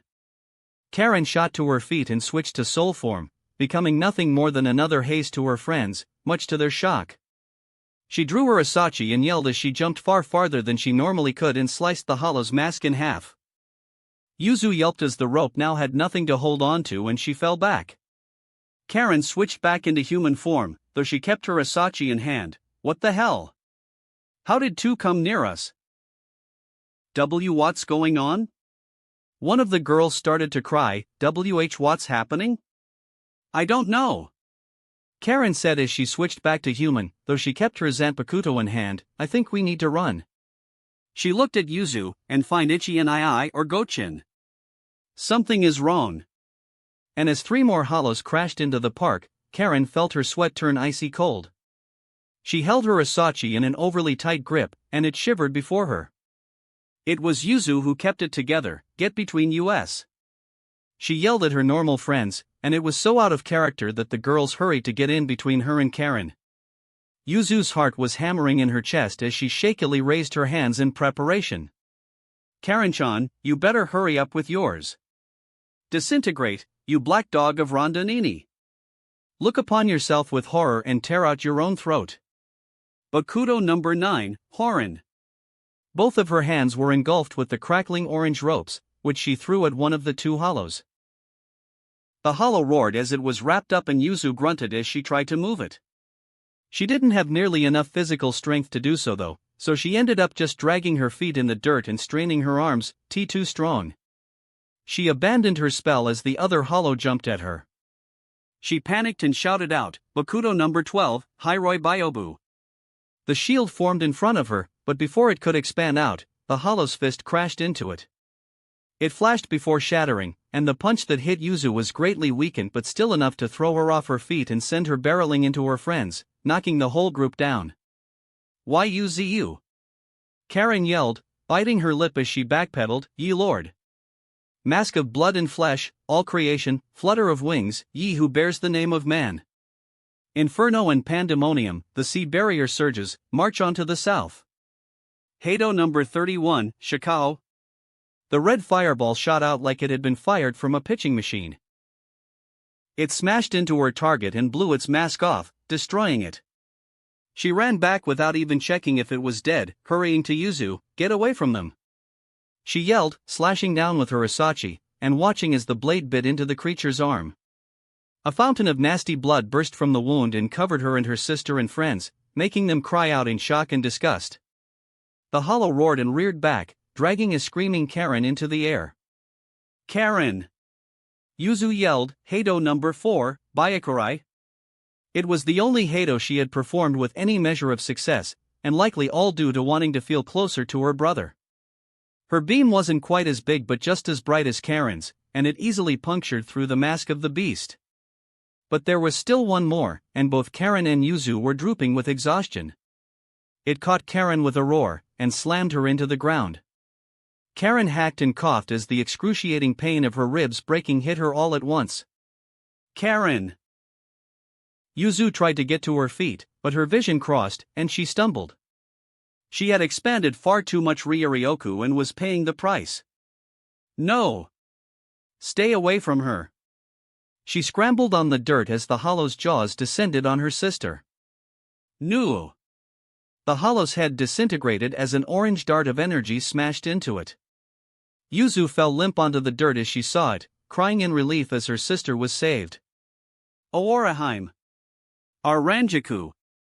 She cried out as she tried to stand. "Karen-chan is hurt." Orahime and Ranjiko quickly raced to them and took in the sobbing girls as well as the injured/exhausted Yuzu and Karen. "Soten Kishun, I reject." Orahime yelled out, engulfing Karen in her healing shield. "Ranjiku-chan, please bring the rest of them here too." She eyed the other girls, who had varying scuffs, bruises, and dirt all over them. "Come on, girls. The nice one Isan is here to help," Ranjiko said kindly, taking their hands and bringing them over. Yuzu had managed to climb to her feet and was wobbling to Orahime, holding her stomach. She sighed in relief as the healing light hit her. The other girls were alternating between crying and sighing in relief as the scary things seemed to have gone away. And now they were marveling at Orahime's healing powers. Once they were healed, Karen managed to struggle to her feet and was wobbling as tiredly as Yuzu. Orahime couldn't restore Ryuryoku very well, after all. "You did well, Yuzu-chan. Karen-chan. Let's get you home." Ranjiku patted both girls on their heads. "We were racing here as fast as we could. You did a great job for your first time." Thanks." Karen mumbled, leaning against her. "Only because they were weak." Yuzu mumbled, struggling to stay on her feet. What's going on?" "Never mind that for now. Let's get you girls to safety," Ranjika said, seriousness overtaking her. "Oh, our friends too." Karen's head was drooping, can almost see. She managed to get out before she fell asleep and slumped on Ranjiku. The older woman quickly gathered her and her twin up. "Shit." Ranjiko eyed the scared-looking girls. "If they can almost see hollows, then the Kikanshinki won't have much effect. Or they'll fight the effects until they remember." She sighed. "Orahime, can you bring them to the clinic?" "Of course." Orahime said, "Come on girls. We'll get you somewhere safe. We just want to go home." Midoriko was tearing up. The girl next to her was already crying, "I want mommy." Orahime shook her head. "Until the area is safe, you'll have to stay with us." Her shield formed underneath her feet and levitated her into the air. The girls all gasped. "Come on. Up you come." She smiled her best smile at the girls and held her hand out. Midoriko hesitantly grabbed it and stepped onto the shield. "Whoa." Orahime giggled. "See, isn't it fun?" The other children hurried on, and she and Ranjiko quickly made tracks back to the clinic. Kigo let out a shudder. Brrr, he held himself. Did anyone else feel that? He, Mizuiro, Chizuru, and Rio were at the shopping strip. They had all mostly come for different reasons, but had ended up meeting up by coincidence and decided to form a group, at least for lunch. Rio swallowed. Yeah, she was looking around nervously. Felt like someone just walked on my grave. Brrrr. Chizuru was also looking around, trying to see if she could spot anything that would have given her that feeling. Mizuiro swallowed heavily. Did any of you hear a faint roar? Kigo nodded. And maybe we should save the rest for a different day, huh? And that was when an explosion rang out a couple dozen meters away.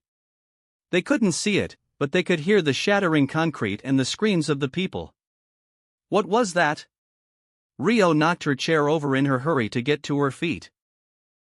Chizuru grabbed her hand and surprised herself by grabbing Kigo's hand too. Hey, let's not get separated. We need to get out of here. Shouldn't we bunker down instead? Mizuiro asked, standing warily as well.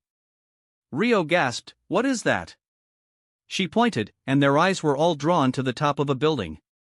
Oh no, Kigo moaned as he took in the purple mass of tentacles with a white, flexible mask at the top of the building. I've seen enough hentai to know where this is going.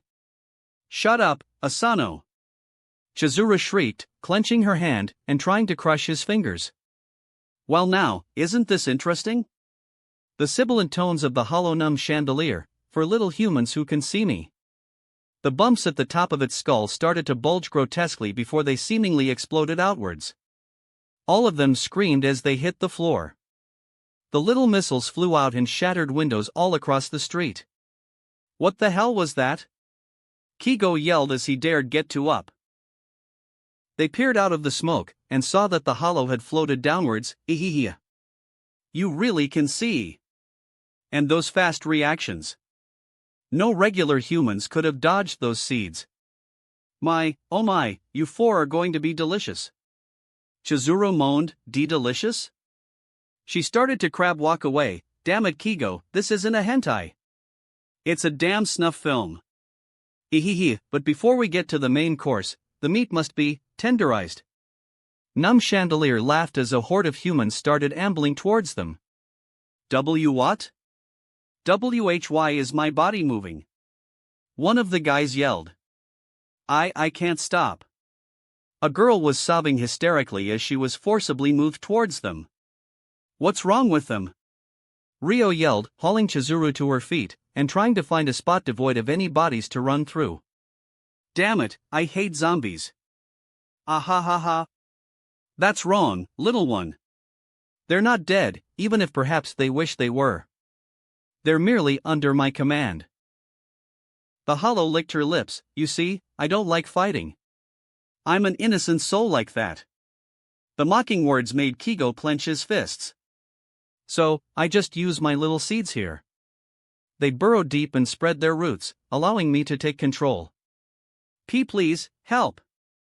Another of the girls started to reach out to the foursome, terrified tears dripping from her eyes. She was in agony and didn't even know why. She couldn't see the seed in her arm. Rio clenched her teeth and shot a leg out at the girl. I'm sorry. She was near tears herself as the girl screamed from the shock of being kicked and knocked a fair distance away. Stay away. Kigo had stomped on an overturned chair a few times and ripped the thin metal into a makeshift baton to defend himself with. Ha. That's right, little meals. Struggle. But I wonder. Do you have the heart for it? Do you have the heart to hurt all these innocent people? Numb Chandelier chortled. What will break first, I wonder? Your spirits? Or your bodies? One of the guys cried out a helpless, I'm sorry, as he tried to punch Kigo in the nose. Kigo had been taking smacks from Ichigo for years though, and managed to dodge it with just a slight exclamation. Take this. He yelled, aiming his chair leg not for the guy, but for the seed.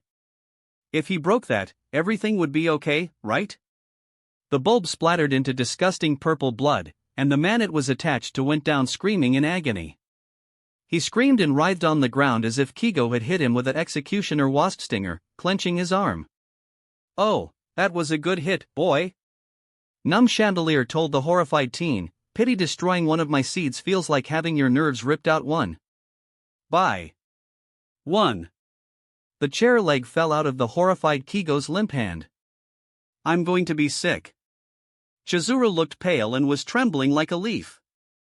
That's right. The hollow cackled, there's the looks I wanted to see. Don't you agree, boys and girls? The livelier the prey is, the sweeter it is to see the horror in their gazes and agony on their faces. The mob surged, and the 14 screamed as they were immediately overwhelmed. All 4 of them were grabbed and were punched, kicked, and had bits of clothing torn off by hands that were far beyond human strength. Stop. Please stop. Kigo managed to hack out, don't hurt them. Yes. Yes. Scream for me, my little snacks. The hollow yelled in rapture, oh, how I love this. I think I'll play some more with you before I eat your souls. Numb Chandelier laughed maniacally, what shall I do, I wonder? How can I make those mouths beg before I finally have you? She extended tentacles to both Chizuru and Ryo and caressed their bruised faces. I think I know. You 4 seem like such good friends. She pulled the tentacles back and had the mob haul them onto the streets and hold them up. I think you girls should get to have some fun before you die, and allow the boys to taste your virginal bodies.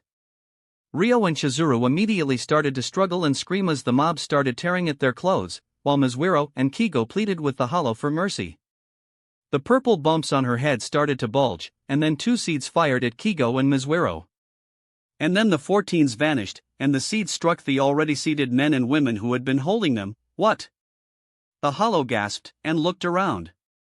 All 4 of the near victims were sobbing in confused relief as Sato and Tatsuki put them down. Tatsuki-chan. Sato. Chizuru was crying her heart out, why you saved us? Of course. Tatsuki said as she straightened up. What was that? What is happening? What is that thing? Kigo and Ryo managed to get out through their hysterical breathing. Mizuiro was so traumatized that he wasn't even speaking, having never even been hit before, unlike Chizuru and Ryo. Not now. Tatsuki said as she turned to look at the angry hollow. Chad, get going. There are others. The words dumped ice down the 4 near victims' backs. I've got this. Sato nodded, and vanished with a whisper of wind. What? Kigo gasped. You, the furious hollow hissed out, how dare you ruin my fun? I ought to dash. Tatsuki's foot landed on her mask, sending her flying with a screech of shock and pain. Tatsuki stomped forward, fury all over her face. You dare mar my beautiful face? Get her. Numb Chandelier howled furiously after she had crashed into a brick wall and gotten up with a shoe mark over her face. Bakuto number 15, Shusai. Tatsuki didn't even break her stride as she waved 2 fingers on her right hand at the charging group. All of them glowed gold, and their arms immediately snapped behind their backs, and their legs came together, making them fall to their knees and stay there, unable to move a muscle. Numb Chandelier gasped, and immediately took off into the sky to run away. This was far too powerful a foe to face. What's wrong? Tatsuki asked as her hand clamped on the hollow's skull. Are you leaving the party so soon? The 2 fell down to earth like a comet, with Tatsuki shoving the hollow's head into the pavement and then flipping her face down, grabbing the back of her skull, and running. What's wrong, hollow? Weren't you having so much fun tormenting my friends? She ground the hollow's face through the asphalt. Gah! Get away! She managed to say as Tatsuki stopped grinding her face into the ground. She was also cut off as Tatsuki picked her up and repeatedly slammed her down. She then reached down and tore one of the monster's tentacles right off. She clicked her teeth when the hollow failed to react with any obvious sign that losing a tentacle had caused it pain.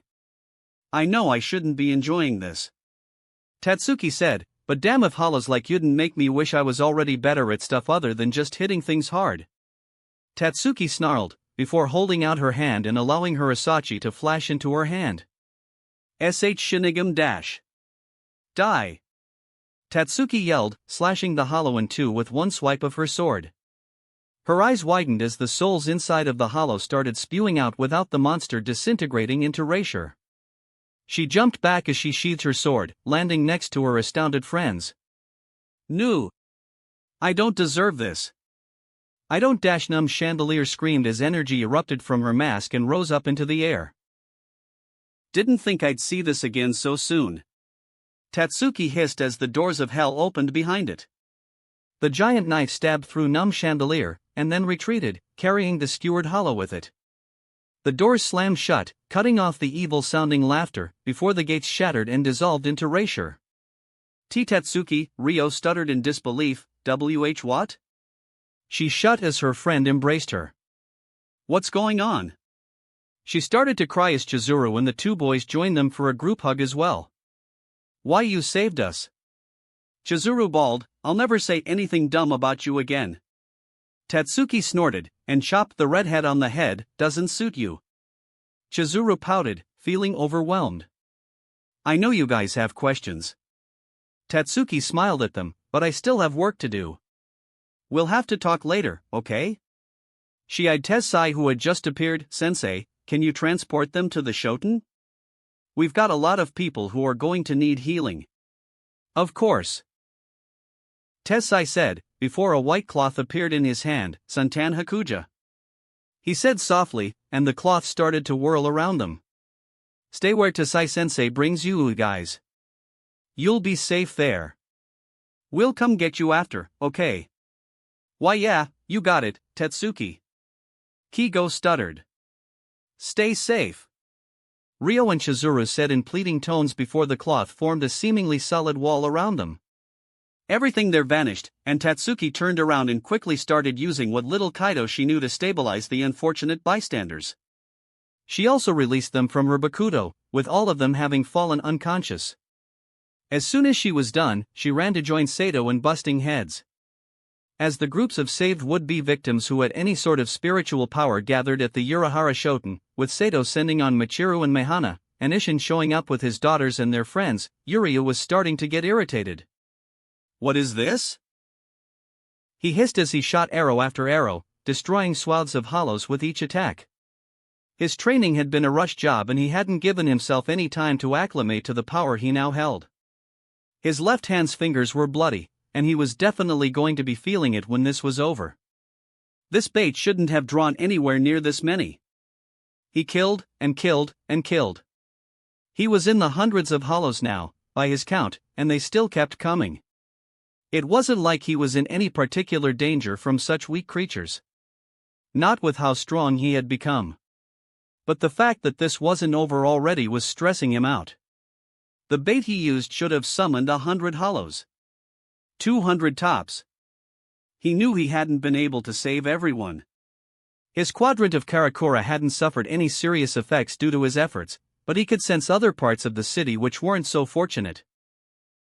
He drew his bowstring once more and loosed another dozen arrows, peppering the beasts in front of him and destroying them. He whirled around to slay the next set, and the next thing he knew, he was on the floor. My jaw! He thought to himself in shock, clenching it with his hand and moving it around just to make sure it wasn't broken.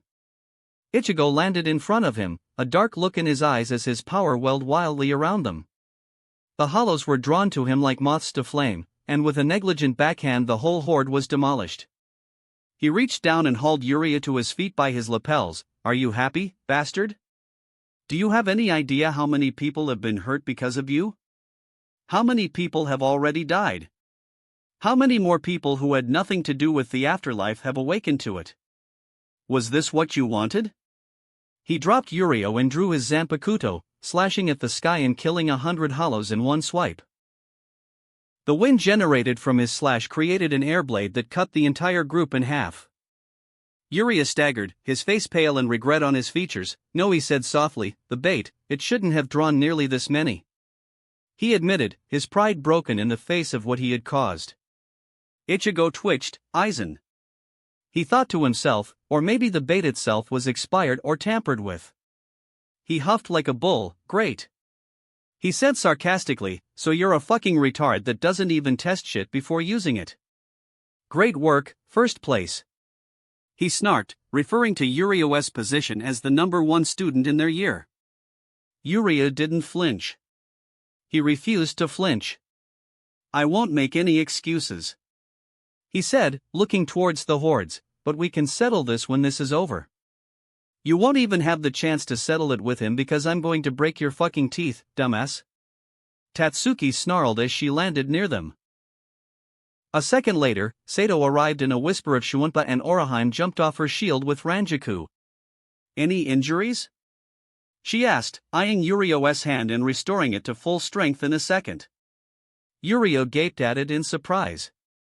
We're good. Sato rumbled, for now. He stared Yuria down expressionlessly. Can it for now? They're coming. Ichigo growled, staring up at the sky, which was so full of cracks that it looked like a broken pane of glass. Shit, Ranjiko sighed as a gigantic set of fingers broke through the air from the other side. Well, that settles that. There's no way they won't investigate now. She clenched her fists, knowing her time with Ichigo and her friends had come to a close. She'd be lucky to have another 24 hours in the human world. What is that? Yurio asked as he stared at the Minos Grande, aghast. No, seriously. Tatsuki was sweating a little. That's a bit bigger than I'm used to. I don't think I can throw that one. Minos Grande. Ichigo said, cracking his neck to the side, the antepenultimate hollow evolution. These are the next step after huge hollows. Well, fuck. Tatsuki bit her lip. There's a lot of them. Oraheim whimpered, knowing these things were stronger than any of the hollows any of them had faced. She just didn't know by how much. The alarms in the Siriitii must be going wild. Ranjika bit her lip, I can't even count them all. The Jillians were filing out of multiple gigantic garganta. Okay, I just want to put out there that the bait shouldn't have even been capable of summoning huge hollows, much less these things. Yuria held his bow at the ready, wondering what it would take to put these things down, and hoping that the giant targets just made it easy. TCH Tatsuki spat on the floor, I don't care if it was meant to summon 10 at most. You had no right to involve innocent people in this.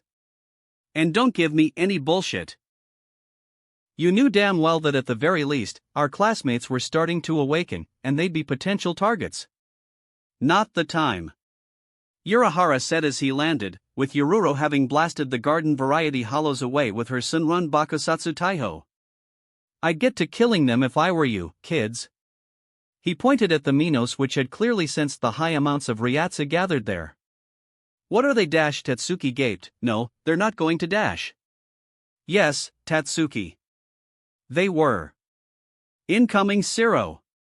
Ichigo roared, gripping his blade with both hands in anticipation. The Minos had formed a firing line and were now aiming Siro right for them. Oraheim leapt into action as the Doom Blasts flew towards them. Sure 10 Koshin. She yelled as a massive triangular shield formed in front of her, I reject. She cried out as the multitude of Siro smashed into her shield. She grimaced, feeling her Ryatsu take a large hit, but her shield refused to falter. The attacks ended, and then a bright golden beam shot out from her shield. She forced it to move, and the laser cut through the entire firing line with the energy of their own attacks. The gigantic hollows were slain, and they all gasped as they felt the sheer number of souls moving on to the afterlife. You. Ichigo pointed his Zanpakuto at Yuryu, are going to sit your ass down. Yuria clenched his fists, if you kill a single one of them, I'm cutting your head off. That was tens of thousands of innocent souls. Well, not all of them. Ichigo was pretty surprised to see that the gates of hell popped up a couple dozen times, even if the doorways were tiny compared to their usual size. Yurio growled and eyed the complete lack of sympathy or approval in their eyes.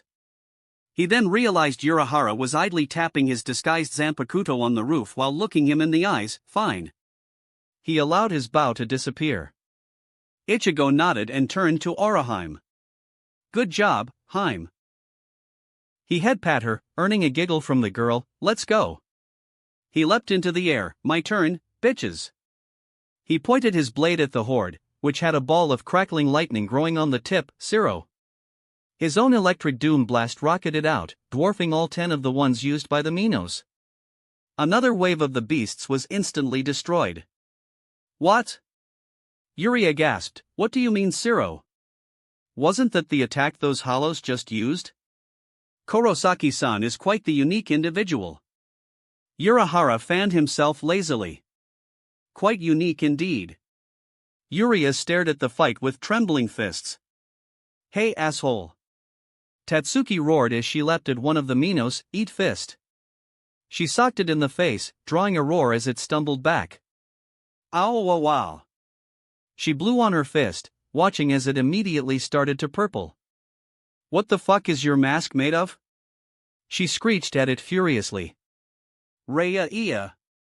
The Jillian roared mindlessly back at her and threw its head forward to try to eat her. Come and get me, bitch! Tatsuki yelled as she blocked, allowing the metallic-sounding clang to ring out. The Jillian was rebuffed, stumbling back, and destroying a few houses below. Not that Tatsuki noticed, holy shit! She grinned as she was instantly engulfed in her damage absorption flames at maximum power. Explosion! She roared, chopping down on its nose. A light flash, and the two halves of the Jillian sprang apart before dissolving into erasure. A couple dozen meters away, Oraheim floated in her angel knight form. The Jillian she was facing had just come stepping out of a new Garganta, and had immediately fired a Siro at her. She raised her shield with her left arm and rushed at the attack. The Siro hit her shield and started to splash off of it. She flew further in until the beam was touching its mouth, and the attack destabilized and exploded, blowing the hollow's head off. Thankfully, the explosion was mostly contained by the Garganta and didn't affect the ground below. She sighed in relief as she rushed back into the living world. Note to self: don't do that again in the living world. She mumbled, sweating heavily. Sorry guys, I need to rest. She called out, catching Tatsuki on a shield and bringing them both to the waiting group. They're tough. Tatsuki brushed her hand through her sweaty hair. Ranjika shook her head. Honestly, this is just embarrassing. The squads would have been pissing themselves at the idea of fighting this many Minos without at least a couple lieutenants around. Except for Squad 11. Urahara said airily, his lips quivering in dry amusement. They'd be too busy getting themselves killed, of course. Quite. Ranjika matched his tone, shaking her head. No wonder Quincy boy here thinks we're all useless. Yuria clenched his jaw to avoid speaking. Sato was still in the air, firing out his El Directo at every Minos he could get his eyes on. He was starting to run low on Ryuryoku, admittedly, but still had some gas in the tank. He eyed the Doom Blast rushing towards him, and fired another attack at it. The two met in midair and exploded, hiding his movements. He got around one of the Jillian and lined it up with a few of its fellows. La Muerte! He yelled, punching it clean on its mask and sending it flying backwards into another Jillian. It smashed into it and took it off its feet. And then it ran into another, and another, until the group crashed into a skyscraper and exploded. The Jillians dissolved, while a skull was imprinted into the large building. Oops. Damn it, Chad.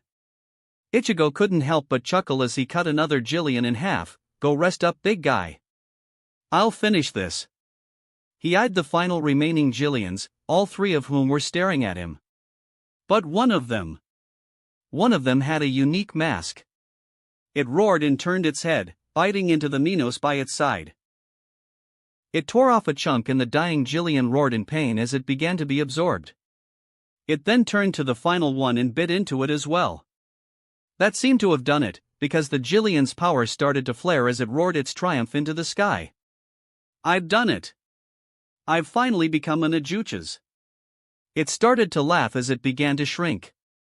And then Ichigo's Zanpakuto struck it in the mask and buried itself all the way to the crossguard. What do I look like? A dumbass? Ichigo asked rhetorically as he stood on the hilt of his blade. You should have eaten them before coming, idiot. He stomped down, and the blade split the almost Ajuchas' mask as it flew into the air. He caught his blade and a quick sonito had him back with his friends. Finally done. He scratched the back of his head. Wowie, I'm pooped. Oraheim leaned on Tatsuki, giggling. I'd say there's just one thing left to do. Sato said, making Ichigo nod. Yeah, you're right. Ichigo popped his back, and then his cannon was facing Yuryu. I said that if you killed a single hollow more, I was going to blow your arm off. Ichigo growled as Yuryu jumped back, sweating. And what do? You put tens of thousands of people who had nothing to do with your grudge in danger. Also, you could prove yourself a mass murderer by destroying thousands of souls in a single day. Don't want to fucking hear it. Ichigo said, preparing to pull the trigger. And then he was shocked when his cannon jerked upwards. As much of a hopeless fool as he is, a white-haired man was standing next to him, and had physically moved his cannon away from the young Quincy. I would thank you not to shoot my son, Kurosaki-san. Ryu-kun. Yuryu had gone pale. He hadn't even realized his father was there. From one moment to the next, he had simply appeared out of thin air. And then he was lifted off his feet from a punch to his gut. His eyes immediately lost focus as a massive amount of saliva escaped his lips. He was unconscious before his feet touched the ground. Shit. Tatsuki whistled. For a second there I thought his shoes came off. Ichigo blared at Ryukin as the man put his son over his shoulder like a sack of rice. You understand that if you give him a slap on the wrist, I'm just going to shoot him later, right? Oh, I have little doubt you'll follow through on your word. You're your mother's son, after all. Ryukin replied, and gave him a small smile as Ichigo dropped his guard in surprise. A smile he had rarely given his own son. She would be proud of you, and you do not have to worry. He said, Yuryu will not trouble you again. His tone turned dark with the final statement. Urahara sighed as he realized what Ryukin intended to do. Pity he could not look past his own grief, old friend. Indeed. Ryukin looked pained as he glanced over at Urahara. And we're not friends. Urahara actually rolled his eyes. Drinking partners, then? Ryukin nodded seriously, which made the teen's lips twitch. He raged at us and told us that the Shinigami never do their job and let innocent people die. Ichigo put away his cannon, his rage having left him at meeting a link to his mother. Who? He asked softly. His mentor. Ryukin replied softly, and grandfather. Tatsuki and Oraheim flinched at the knowledge. My father fought alone against a group of hollows. He was strong, but old. He couldn't defeat them all, and it was only 1 hour after he was already dead and 2 hours after the attack started that the Shinigami showed up to clean up the mess. Yuryu never forgave them. Fuck. Tatsuki hissed, while Ranjiko closed her eyes and looked away. You all did well in protecting the city. Ryukin told them, get some rest. He vanished with Yuryu. Agreed. Urahara fanned himself some more. I suggest you all get over to the Shoten. I'm sure there's a good number of people waiting for you. Yeah, let's go guys. He picked Ranjiko up and vanished, holding her much more tightly than he needed to. She didn't complain. That wraps up this part of What If Overpowered Ichigo Left Karakura Town. Thanks so much for listening. As always, new parts drop every 4 days, so be sure to stay tuned. Just a quick reminder, there's only one more part left in this story before we catch up with the author. So once again, I'd love to hear your thoughts on what the next project should be here on the channel. I'm currently considering these 3 fanfics. What if Seinen System in High School DxD? What if Ichigo awoke his true powers? What if Mangaka in One Piece World? Let me know which one you'd like to see next by voting in the poll. If you enjoyed the video, don't forget to like, subscribe, share it with your friends, and please consider supporting the original author as well. See you in the next one.